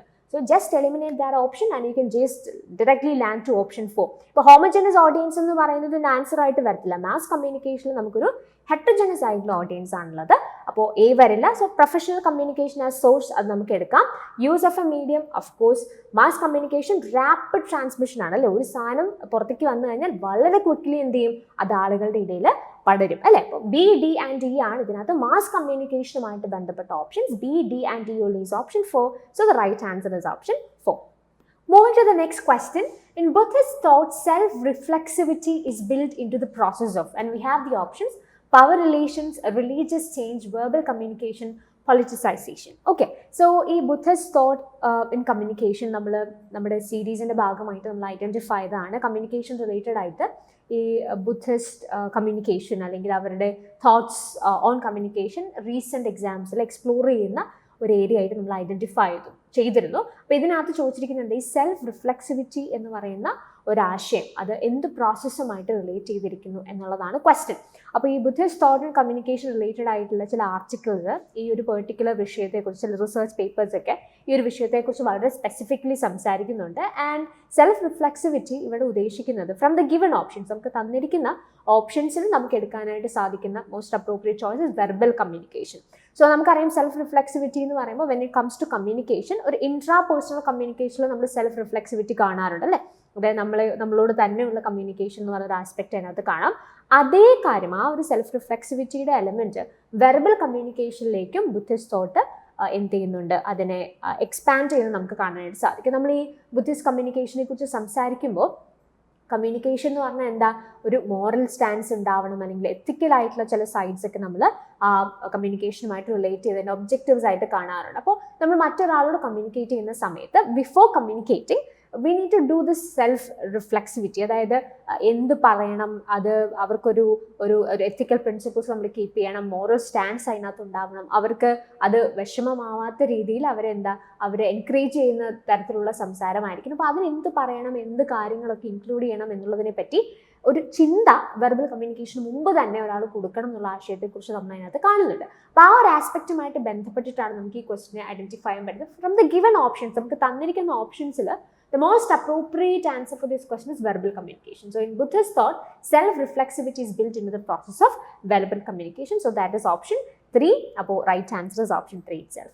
Moving to the next question, a culture which is not touched by communication of alphabetic writing is known as a culture of, and we have the options literacy, typography, exclusivity, primary orality. അപ്പോൾ ഇതിനകത്ത് പറഞ്ഞിരിക്കുന്നത് എന്താ, writing, alphabetic writing എന്ന് പറയുന്നത് കമ്മ്യൂണിക്കേഷനിൽ വരാത്ത culture, അല്ലെങ്കിൽ ആ ഒരു പെർട്ടിക്കുലർ കൾച്ചറിനെ വിളിക്കുന്ന പേരെന്താന്ന ചോദ്യം. അപ്പോൾ അപ്പം തന്നെ നമുക്ക് അറിയാം ഈ റൈറ്റിംഗ് അല്ലെങ്കിൽ ആൽഫബറ്റ്സ് ഒന്നും ഇല്ലാതെ എന്ന് വരുമ്പോൾ അത് ഓറൽ കമ്മ്യൂണിക്കേഷനുമായിട്ട് റിലേറ്റ് ചെയ്തിട്ടാണ് നമുക്ക് ഐഡന്റിഫൈ ചെയ്യാൻ പറ്റുന്നത്. സോ പ്രൈമറി ഒറാലിറ്റി ആണ് ഇതിൻ്റെ റൈറ്റ് ആൻസർ. ഒറാലിറ്റിയിൽ തന്നെ പ്രൈമറി ഒറാലിറ്റി ഉണ്ട്, അതിനുശേഷം ഇപ്പം ഒറാലിറ്റി തന്നെ ആദ്യം നമ്മൾ ഈ ഓറൽ രീതിയിൽ നമ്മൾ പറയുക, പിന്നെ വേറൊരു ഫോം ഓഫ് ഒറാലിറ്റി ഉണ്ട്. വേറെ ഇപ്പോൾ നമുക്ക് ഈ ന്യൂസ് ഒക്കെ റീഡ് ചെയ്യുമ്പോൾ നമുക്കറിയാലോ ഓൾറെഡി ഒരു റിട്ടൺ ഫോം കാണും, അത് നോക്കിയിട്ടാണ് നമ്മൾ എന്ത് ചെയ്യുക, അത് വായിക്കുക അല്ലെങ്കിൽ ഓറലി സംസാരിക്കുക. അപ്പോൾ ഈ രണ്ട് ഫോമാറ്റ് ഉണ്ട്. അവിടെയാണ് ഈ പ്രൈമറി ഒറാലിറ്റി അല്ലെങ്കിൽ സെക്കൻഡറി ഒറാലിറ്റി എന്ന് പറഞ്ഞ കോൺസെപ്റ്റിനൊക്കെ ഒരു സിഗ്നിഫിക്കൻസ് വരുന്നത്. എനിവേ ഇവിടെ പറഞ്ഞിരിക്കുന്നത് എന്താ, ആൽഫബറ്റിക് റൈറ്റിംഗ് ഇല്ലാത്ത കൾച്ചർ, അതാണ് നമുക്ക് കമ്മ്യൂണിക്കേഷൻ ഐഡന്റിഫൈ ഉണ്ട്. So that is primary orality. So the right answer is option 4. അടുത്ത question match the following question ആണ്. ലിസ്റ്റ് 1 ചില കമ്മ്യൂണിക്കേഷൻ ഫോംസും ലിസ്റ്റ് 2 അതിന് ഡിസ്ക്രിപ്ഷൻസുമാണ് നമുക്ക് കൊടുത്തിരിക്കുന്നത്. കമ്മ്യൂണിക്കേഷൻ ഫോംസ് എന്തൊക്കെയാണ് തന്നിരിക്കുന്നത്, personal address, social drama, narratives, silence. Description and the sequential accounts told and retold from particular viewpoint, subject to a community's rules for appropriate context, points to self and others in interaction, invokes local socio-cultural rules for behavior. അപ്പോൾ ഇങ്ങനെ കുറച്ച് options നമുക്ക് തന്നിട്ടുണ്ട്. വളരെ എളുപ്പത്തിൽ നമുക്ക് ഇതിനകത്ത് identify ചെയ്യാൻ പറ്റുന്ന 1-2 ഓപ്ഷൻസ് ഉണ്ട്. ഇപ്പം നറേറ്റീവ്സ് എന്ന് പറഞ്ഞാൽ എന്താ, sequential accounts told and retold from a particular view point അല്ലേ. അതായത് നമ്മൾ ഒരു കുറേ കാര്യങ്ങൾ നറേറ്റ് ചെയ്യുകയാണ്, അതായത് കുറേ ഇവൻറ്റ്സ് നമ്മളൊരു സീക്വൻഷ്യൽ ഓർഡറിൽ നമ്മളിങ്ങനെ നറേറ്റ് ചെയ്യുക from a particular view point. അതിനെയാണ് നമ്മൾ നറേറ്റീവ് എന്ന് പറയുന്നത് തന്നെ. സോ C is 1 എന്ന് ഐഡന്റിഫൈ ചെയ്താൽ തന്നെ you will get the answer. അപ്പോൾ ഇതിനകത്ത് വേറെ ഓപ്ഷൻസ് ഒന്നുമില്ല, 3 മാത്രമാണ് C1 ആയിട്ട് ഐഡന്റിഫൈ ചെയ്യുന്നത്. പിന്നെ ഇതിനകത്ത് നമുക്ക് ഐഡന്റിഫൈ ചെയ്യാൻ പറ്റുന്ന വേറൊരു ഓപ്ഷൻ എന്താ, പേഴ്സണൽ അഡ്രസ്. പേഴ്സണൽ അഡ്രസ് നിങ്ങൾക്ക് എന്ത് ചെയ്യാം, points to self and others in interaction. Personal address എന്ന് പറഞ്ഞാൽ നമ്മളൊരു ഇന്ററാക്ഷനിൽ എങ്ങനെ we address our self and others എന്നുള്ളൊരു ആശയമാണ് അവിടെ വരുന്നത്. സോ A3 ആയിട്ട് നമുക്ക് കാണാം. അപ്പോൾ A3 ആണ്, C1 ആണ്. ഇപ്പോൾ തന്നെ നിങ്ങൾക്ക് ആൻസർ ആയി ഓപ്ഷൻ 3 എന്നുള്ളത്. ബാക്കിയുള്ള 2 ഓപ്ഷൻസ് നോക്കിയേ, B4 ആണ് അല്ലേ. സോഷ്യൽ ഡ്രാമ എന്ന് പറഞ്ഞാൽ invokes local socio cultural rules for behaviour and silence can be associated with. ഇപ്പം നമ്മൾ സൈലൻസ് എന്ന് പറഞ്ഞാൽ 2 ആണ്, subject to communities rules for appropriate context. അതായത് സൈലൻസിനെ എങ്ങനെ റീഡ് ചെയ്യണം എന്നുള്ളത്, അല്ലെങ്കിൽ സൈലൻസ് നമ്മൾ എങ്ങനെയാണ്, ഒരു നല്ല കാര്യമാണോ അല്ലെങ്കിൽ ഒരു റിബല്യൻ ആയിട്ടാണോ നമ്മൾ കൺസിഡർ ചെയ്യുന്നത്, ഇതൊക്കെ എന്തായിരിക്കും ആ ഒരു പെർട്ടിക്കുലർ കമ്മ്യൂണിറ്റി എങ്ങനെ അതിനെ കാണുന്നു എന്നുള്ളതിൻ്റെ അടിസ്ഥാനത്തിലിരിക്കും അല്ലേ. അപ്പോൾ D can be associated with option 2. അപ്പോൾ A is 3, then B is 4, C is 1 and D is 2. That is option 3. So the right answer is option 3 itself. ഇനി നമ്മൾ നോക്കുന്നത് കോംപ്രിഹെൻഷൻ പാസേജ് ആണ്. സോ നമുക്ക് എല്ലാവർക്കും അറിയാം പാസേജ് യൂഷ്വലി എങ്ങനെയാണെന്ന് നിങ്ങൾക്ക് ചോദിക്കാം. ഒരു പാസേജ് തരും, അതിൽ നിന്ന് 5 ക്വസ്റ്റ്യൻസ് ആണ് നമുക്ക് തരിക. അപ്പോൾ നിങ്ങൾ ഓൾറെഡി ഈ ഷിഫ്റ്റിൽ എക്സാം എഴുതിയിട്ടുള്ള ആളുകൾക്ക് ഈ പാസേജിനോടൊരു ഫെമിലിയാരിറ്റി ഉണ്ട്. അപ്പോൾ നിങ്ങൾക്ക് ആൻസേഴ്സും ഇത് വളരെ അത്യാവശ്യം നമുക്ക് ഈസി ആയിട്ട് ആൻസർ ചെയ്യാൻ പറ്റുന്ന ഒരു പാസേജ് തന്നെയായിരുന്നു. അപ്പോൾ നിങ്ങൾ ഈ ഷിഫ്റ്റിൽ എഴുതാത്തവരാണ്, നിങ്ങൾക്ക് ഇതിൻ്റെ ക്വസ്റ്റ്യൻസ് അവൈലബിൾ അല്ല എന്നുണ്ടെങ്കിൽ you can just post this video and you can just read through the passage and നിങ്ങൾക്ക് ക്വസ്റ്റ്യൻസ് ആൻസർ ചെയ്യാനായിട്ട് ട്രൈ ചെയ്യാവുന്നതാണ്. അപ്പോൾ ഒന്ന് പോസ്റ്റ് ചെയ്തിട്ട് വായിച്ചു നോക്കാം. ഞാൻ എൻ്റെ പാസേജ് ഇപ്പോൾ വായിക്കുന്നില്ല, നിങ്ങൾക്കത് പോസ്റ്റ് ചെയ്തിട്ട് വായിക്കാം. നമുക്ക് ക്വസ്റ്റ്യൻസും ആൻസേഴ്സും ക്വിക്ക്ലി ഒന്ന് ഗോ ത്രൂ ചെയ്യാം. ആദ്യം പറഞ്ഞിരിക്കുന്നത് എന്താ, micron set up a and we have the options fabrication plant and ATP plant, a semiconductor plant and an engineering college. അപ്പോൾ ഇതിനകത്ത് ആദ്യത്തെ സെൻറ്റൻസിൽ തന്നെ എന്താ അത് പറയുന്നുണ്ട് അല്ലേ, Micron's $800 million semiconductor plan followed by recent approval എന്ന് പറഞ്ഞിട്ടാണ് പോകുന്നത്. So they set up a semiconductor plan is the right answer, that is option 3. അടുത്ത ചോദ്യം എന്താണ്, the need for additional talented and skill workforce in the domestic semiconductor sector has been created by. അപ്പോൾ അതും ഈ പറഞ്ഞിരിക്കുന്ന ആദ്യത്തെ പാരഗ്രാഫിൽ തന്നെയാണ്. ആദ്യത്തെ പാരഗ്രാഫിന്റെ അവസാനത്തെ സെന്റൻസ് ആണ് അല്ലേ, this will create A multiplier effect on talented and skilled work force inside India. അപ്പോൾ എന്തൊക്കെ കാര്യങ്ങളാണ് അതിലേക്ക് ലീഡ് ചെയ്യുന്നത് എന്നുള്ളതാണ് നമ്മൾ ഐഡന്റിഫൈ ചെയ്യേണ്ടത്. അപ്പോൾ ഓപ്ഷൻസ് എന്തൊക്കെയാണ്, the approval given to Tata Group and CG Power for fabrication and ATP plants, Micron's $800 million semiconductor plant, setting up of new universities, the global supply chain shift centered around chip manufacturing in India. അപ്പോൾ നിങ്ങൾ ആ first paragraph വായിക്കുമ്പോൾ തന്നെ you'll get the answer. ഇതിനകത്ത് setting up of new college അല്ലെങ്കിൽ new universities എന്ന് പറയുന്നത് അതിനകത്ത് നമുക്ക് ഇല്ലാത്തൊരു കാര്യമാണ്. So you can eliminate that option. You can go with options A, B and D. A, B and D only is option 4, so the right answer is option 4 itself. Moving to the next question. As a result of the chip boom, the recruitment of workforce in the electronic manufacturing sector will. അപ്പോൾ ഇതിനകത്ത് നമുക്ക് ഈ തന്നിരിക്കുന്ന options വെച്ചിട്ട് തന്നെ നമുക്ക് identify ആവുന്നത് മാത്രമേ ഉള്ളൂ. ഇത് സെക്കൻഡ് പാരഗ്രാഫിലാണ് നമുക്ക് കാണാൻ സാധിക്കുന്നത്. In addition, there is also a huge manpower requirement of almost 6 million in the electronics manufacturing sector, which will be the largest beneficiary of this chip boom. അപ്പോൾ അതുമായിട്ട് റിലേറ്റ് ചെയ്തിട്ടുള്ള ക്വസ്റ്റൻ. അപ്പോൾ ഓഫ് കോഴ്സ് എന്താണ് ഈ chip boom കാരണം എന്താ ഉണ്ടാകുന്നത്, recruitment workforce in electronics manufacturing sector will increase, right? So the right answer is option 3. അടുത്ത question, India's share in the semiconductor global talent pool is. So ഇതിന്റെ options നിങ്ങൾക്ക് തന്നിട്ടുണ്ട്. We have 2/3, then we have 1/3, 3/4, 1/5. ഇതും രണ്ടാമത്തെ പാരഗ്രാഫിലാണ് തന്നിരിക്കുന്നത്. അവിടെ നിങ്ങൾക്ക് കൊടുത്തിട്ടുണ്ട് അതിന്റെ first sentence, it's a matter of pride that almost 1/3 of the global semiconductor talent pool is Indian. അപ്പോൾ India share in the semiconductor global talent pool is of course 1/3, that is option 2, so the right answer is option 2 itself. അടുത്ത question, the new talented skilled workforce in India will come mainly from. Okay, so ഇത് നമുക്ക് ഏതുമായിട്ട് identify ചെയ്യാൻ പറ്റുന്നത്, so when we go through this third paragraph അതിനകത്ത് നിങ്ങൾക്ക് കൃത്യമായിട്ട് ഇത് കൊടുത്തിട്ടുണ്ട്. So the growth is certainly going to come from the non-IITian orbit എന്ന് പറഞ്ഞിട്ടുണ്ട് അല്ലേ. So we have the options, STEM graduates, the non-IITian orbit, the IITs, unskilled labor force. The right answer എന്താ, the non-IITian orbit, that is option 2, so the right answer is option 2 itself. Moving to the next set of questions, this is from data interpretation. അപ്പോൾ നമ്മൾ ഇതിന്റെ calculation പാർട്ടിലേക്ക് പോകുന്നില്ല, data interpretation കഴിഞ്ഞ് നമ്മൾ mathematical reasoning and aptitude നോക്കുന്നുണ്ട്. So ഇവിടെ നമ്മൾ just quickly ഇതിന്റെ ആൻസേഴ്സ് നിങ്ങൾക്കൊന്ന് ഐഡന്റിഫൈ ചെയ്യാൻ ക്വസ്റ്റ്യനും ആൻസറും മാത്രം പറഞ്ഞിട്ടായിരിക്കും പോവാം. സോ ഇവിടെ നമുക്ക് തന്നിരിക്കുന്ന ഡേറ്റ എന്താ, the following table 1 shows the percentage distribution of patients of various diseases in the world, and table 2 shows the percentage distribution of all the patients and kidney patients in various continents, namely Europe, Australia, South America, Africa, North America and Asia in the year 2023. Total population of the world in the year 2023 is 800 crore and 10% of them are patients. Based on the data in the tables, answer the questions that follow. അപ്പോൾ നിങ്ങൾക്ക് രണ്ട് tables വന്നിട്ടുണ്ട്. Table 1 വേൾഡിലുള്ള different പേഷ്യൻസിൻ്റെ different disease wise percentage ആണ് കൊടുത്തിരിക്കുന്നത്. അപ്പോൾ different diseases നിങ്ങൾക്ക് അവിടെ കൊടുത്തിട്ടുണ്ട്. അപ്പോൾ അതിൻ്റെ പെർസെൻറ്റേജ് കൊടുത്തിട്ടുണ്ട്. അപ്പോൾ ടോട്ടൽ പോപ്പുലേഷൻ എത്രയാണ്, അതിൻ്റെ എത്ര ശതമാനമാണ് പേഷ്യൻസ് എന്നുള്ളതുണ്ട്. അതിനുശേഷം ഒന്നാമത്തെ ടേബിളിൽ ഓരോ ഡിസീസും എത്ര പേഷ്യൻസ് ആണ്, എത്ര ശതമാനം പേഷ്യൻസിനാണുള്ളത് എന്നുള്ളത് കൊടുത്തിട്ടുണ്ട്. രണ്ടാമത്തെ ടേബിളിൽ it's a continent wise details of all patients and kidney patients. അപ്പോൾ കോണ്ടിനെന്റ് വൈസ് ആയിട്ട് രണ്ട് കാര്യങ്ങളുടെ പെർസെൻറ്റേജ് ഡിസ്ട്രിബ്യൂഷൻ ആണ് കൊടുത്തിരിക്കുന്നത്. ഒന്ന് total all patients and also kidney patients. ഇങ്ങനെ രണ്ട് ടേബിൾ ക്വസ്റ്റിനകത്ത് കൃത്യമായിട്ട് ടോട്ടൽ പോപ്പുലേഷൻ, അതിൻ്റെ എത്ര പെർസെൻറ്റേജ് പേഷ്യൻസ്, ഇങ്ങനെയുള്ള വിവരങ്ങളൊക്കെ നിങ്ങൾക്ക് തന്നിട്ടുണ്ട്. അപ്പോൾ നമുക്ക് ഓരോ ക്വസ്റ്റ്യൻസും അതിൻ്റെ റൈറ്റ് ആയിട്ട് വരാൻ സാധ്യതയുള്ള ആൻസേഴ്സും ക്വിക്ക്ലി നോക്കി പോവാം. ആദ്യത്തെ ക്വസ്റ്റ്യൻ ഇതാണ്, if the number of kidney patients in South America decreases by 25%, then what is the percentage decrease in the number of kidney patients in the world? So ഇതിൻ്റെ റൈറ്റ് ആയിട്ട് വരാൻ പോസിബിലിറ്റി ഉള്ള answer is option 3. Option 3 that is 10%. അപ്പോൾ option 3 ആണ് ഇതിന്റെ right answer. അടുത്ത ചോദ്യം, what is a ratio of the number of patients in Africa to the total number of kidney patients in Asia and North America together? അപ്പോൾ ഇത് ratio based ആയിട്ടുള്ള ഒരു question ആണ്. സോ ഇതിന്റെ right answer is option 4 that is 50:21. So 50:21 is option 4. So the right answer is option 4. അടുത്ത ചോദ്യം, if the number of hepatitis patients in the world increases by 6% and that of heart disease increases by 22%, then what will be the new ratio of number of hepatitis patients to the number of heart disease patients in the world? Again ratio based ആയിട്ടുള്ള question ആണ്. നമുക്ക് കൃത്യമായിട്ട് percentage ഇൻക്രീസുകൾ ഈ രണ്ട് ഡിസീസിനെ തന്നിട്ടുണ്ട്. അപ്പോൾ അങ്ങനെയാണെങ്കിൽ എത്രയാണ് ഇവരുടെ റേഷ്യോ എന്നുള്ളതാണ് ഐഡന്റിഫൈ ചെയ്യേണ്ടത്. So right answer for this question is option 3 that is 159:671. 159:671. Moving to the next question, the number of kidney patients in Australia is approximately of the number of patients of heart disease in the world. അപ്പോൾ approximately what of the number of patients of heart disease in the world? അപ്പം ഇവിടെ കൊടുത്തിരിക്കുന്ന data അനുസരിച്ച് നമ്മൾ calculate ചെയ്താൽ the right answer is option 2 that is 6.82%.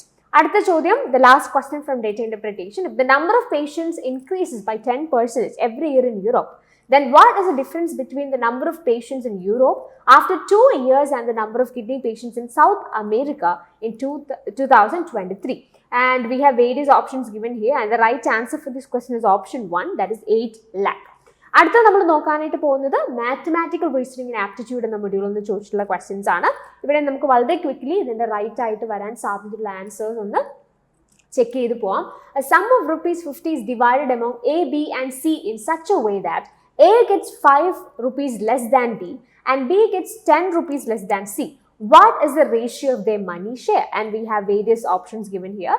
അപ്പോൾ ഇതിനകത്ത് ratio based question ആണ്. So the right answer is option 4 2:3:5. അടുത്ത ചോദ്യം, a 500-meter long train running at a speed of 100 meters per second crosses a tunnel in 10 seconds. What is the length of the tunnel? And we have the options 200 meter, 500 meter, 800 meter and 1000 meter. And the right answer for this question is option 2 that is 500 meter. അടുത്ത question match the following ആണ്. Coding decoding related ആയിട്ടുള്ള ഒരു question ആണ്. നിങ്ങൾക്ക് കുറച്ച് words കൊടുത്തിട്ടുണ്ട്. അതിന്റെ list 2 codes with same rule എന്ന് പറഞ്ഞിട്ട് കൊടുത്തിട്ടുണ്ട്. അപ്പോൾ ഇതിന്റെ ബേസിക് ആയിട്ടുള്ള ഒരു ആൻസർ ചെയ്യാനായിട്ടുള്ള ഒരു മാർഗം എന്ന് വെച്ചാൽ ഇതിന്റെ ഓരോ ലെറ്റേഴ്സ് അതിന്റെ പ്ലേസ് വാല്യൂ ഉണ്ടല്ലോ. ഇപ്പോൾ ബി എന്ന് പറഞ്ഞാൽ 2 ആണ്. അങ്ങനെ പ്ലേസ് വാല്യൂ എടുത്തിട്ട് അത് ആഡ് ചെയ്ത് കഴിഞ്ഞാൽ നിങ്ങൾക്ക് കൃത്യമായിട്ട് അതിന്റെ ആക്യുറേറ്റ് ആയിട്ടുള്ള കറസ്പോണ്ടിങ് നമ്പേഴ്സ് നിങ്ങൾക്ക് ഐഡന്റിഫൈ ചെയ്യാനായിട്ട് സാധിക്കും. അതായിരുന്നു ഇന്നത്തെ pattern. So anyway the right answer for this question is option 4. അടുത്ത ചോദ്യം, arrange the fractions in increasing order. ഇതേ ഈ ഒരു പാറ്റേണിൽ നമുക്ക് മുമ്പും ഷിഫ്റ്റിൽ നമുക്ക് ക്വസ്റ്റൻ ഉണ്ടായിരുന്നു. അപ്പോൾ ഇതിനകത്ത് 14/17, 11/13, 7/9, 16/19 ഇങ്ങനെയാണ് നിങ്ങൾക്ക് ഫ്രാക്ഷൻസ് കൊടുത്തിരിക്കുന്നത്. ഇൻക്രീസിംഗ് ഓർഡറിൽ ജസ്റ്റ് ഈ ഫ്രാക്ഷൻസ് ഐഡന്റിഫൈ ചെയ്ത് അത് ഇൻക്രീസിംഗ് ഓർഡറിൽ അറേഞ്ച് ചെയ്താൽ മതിയാവും. So the right answer is option 2 that is CADD. So that is option 2. അടുത്ത question, which of the following statements are correct? അപ്പോൾ നമുക്ക് കുറച്ച് സ്റ്റേറ്റ്മെന്റ്സ് കൊടുത്തിരിക്കുകയാണ്. A man purchased an item at 4/5 of its selling price X and sold it at 5% more than X. His gain is 25%. അടുത്ത, dealer professes to sell his goods at cost price but uses a weight of 900 grams for a kg weight. His gain is 11 and 1/9%. If loss is 1/3 of the selling price, the loss percentage is 25%. By selling 100 pence, a vendor gains a selling price of 20 pence. His gain is 20%. അപ്പോൾ ഇത് profit and loss related ആയിട്ടുള്ള കുറച്ച് ആശയങ്ങളൊക്കെ relate ചെയ്തിട്ടാണ് statements വന്നിരിക്കുന്നത്. അപ്പോൾ ഇതിനകത്ത് correct ആയിട്ടുള്ള statements identify ആണ്. Right answer is option 1. A and B only will be the right answer. So of course the right answer is option 1. So ഈ സെഷനിൽ നമ്മൾ ജൂൺ 2024 ക്യാൻസൽ ചെയ്ത ജൂൺ 2024 എക്സാമിലെ ഷിഫ്റ്റ് 2-ലെ പേപ്പർ 1 ചോദ്യങ്ങളും ഉത്തരങ്ങളുമാണ് എക്സ്പ്ലോർ ചെയ്യാനായിട്ട് ശ്രമിച്ചത്.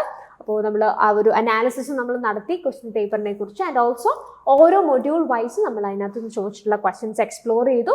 അതിൻ്റെ ആൻസേഴ്സ് പ്രൊവിഷണൽ ആയിട്ട് വരാൻ സാധ്യതയുള്ള അല്ലെങ്കിൽ ഓപ്ഷൻസ് ആയിട്ട് അല്ലെങ്കിൽ ആൻസേഴ്സ് ആയിട്ട് വരാൻ സാധ്യതയുള്ള ഓപ്ഷൻസ് ഏതാണെന്നുള്ളത് ഐഡന്റിഫൈ ചെയ്യാനായിട്ട് ശ്രമിച്ചു. ഇതിനു മുമ്പ് ഓൾറെഡി നമ്മൾ ഷിഫ്റ്റ് 1-ന്റെ ഇതുപോലെ തന്നെ എക്സ്പ്ലോർ ചെയ്തിരുന്നു. അപ്പോൾ എപ്പോഴും നമ്മൾ പറയുന്ന ഒരു കാര്യം നിങ്ങൾ ഓർക്കുക, ഈ ക്വസ്റ്റ്യൻസ് മാത്രം ഫോക്കസ് ചെയ്തായിരിക്കരുത് നിങ്ങളുടെ തുടർന്നുള്ള അല്ലെങ്കിൽ നിങ്ങളുടെ ഈ എക്സാമിന് വേണ്ടിയിട്ടുള്ള പ്രിപ്പറേഷൻ. ഈ ക്വസ്റ്റ്യൻസ് നിങ്ങളുടെ പ്രാക്ടീസിന് വേണ്ടിയിട്ടും നിങ്ങൾക്കൊരു ഐഡിയ കിട്ടാൻ വേണ്ടിയിട്ടും ഒക്കെ നിങ്ങൾക്ക് ഉപയോഗപ്പെടുത്താം. പക്ഷെ വെൻ യു ആർ റിവൈസിങ്, നിങ്ങളുടെ ആ റിവിഷൻ ഈ ഏരിയാസിൽ മാത്രം ലിമിറ്റഡ് ആവരുത്. നിങ്ങൾക്ക് ഓൾറെഡി പഠിക്കാനുള്ള അല്ലെങ്കിൽ ഓരോ മൊഡ്യൂളിലും ഇമ്പോർട്ടൻ്റ് ആയി ഐഡന്റിഫൈ ചെയ്യുന്ന ഏരിയാസ് എല്ലാം കവർ ചെയ്യുന്ന റിവിഷനാണ് നിങ്ങൾ ചെയ്യുന്നത് എന്നുള്ളത് ഉറപ്പുവരുത്തുക. So that's it for this video. Thank you and happy learning.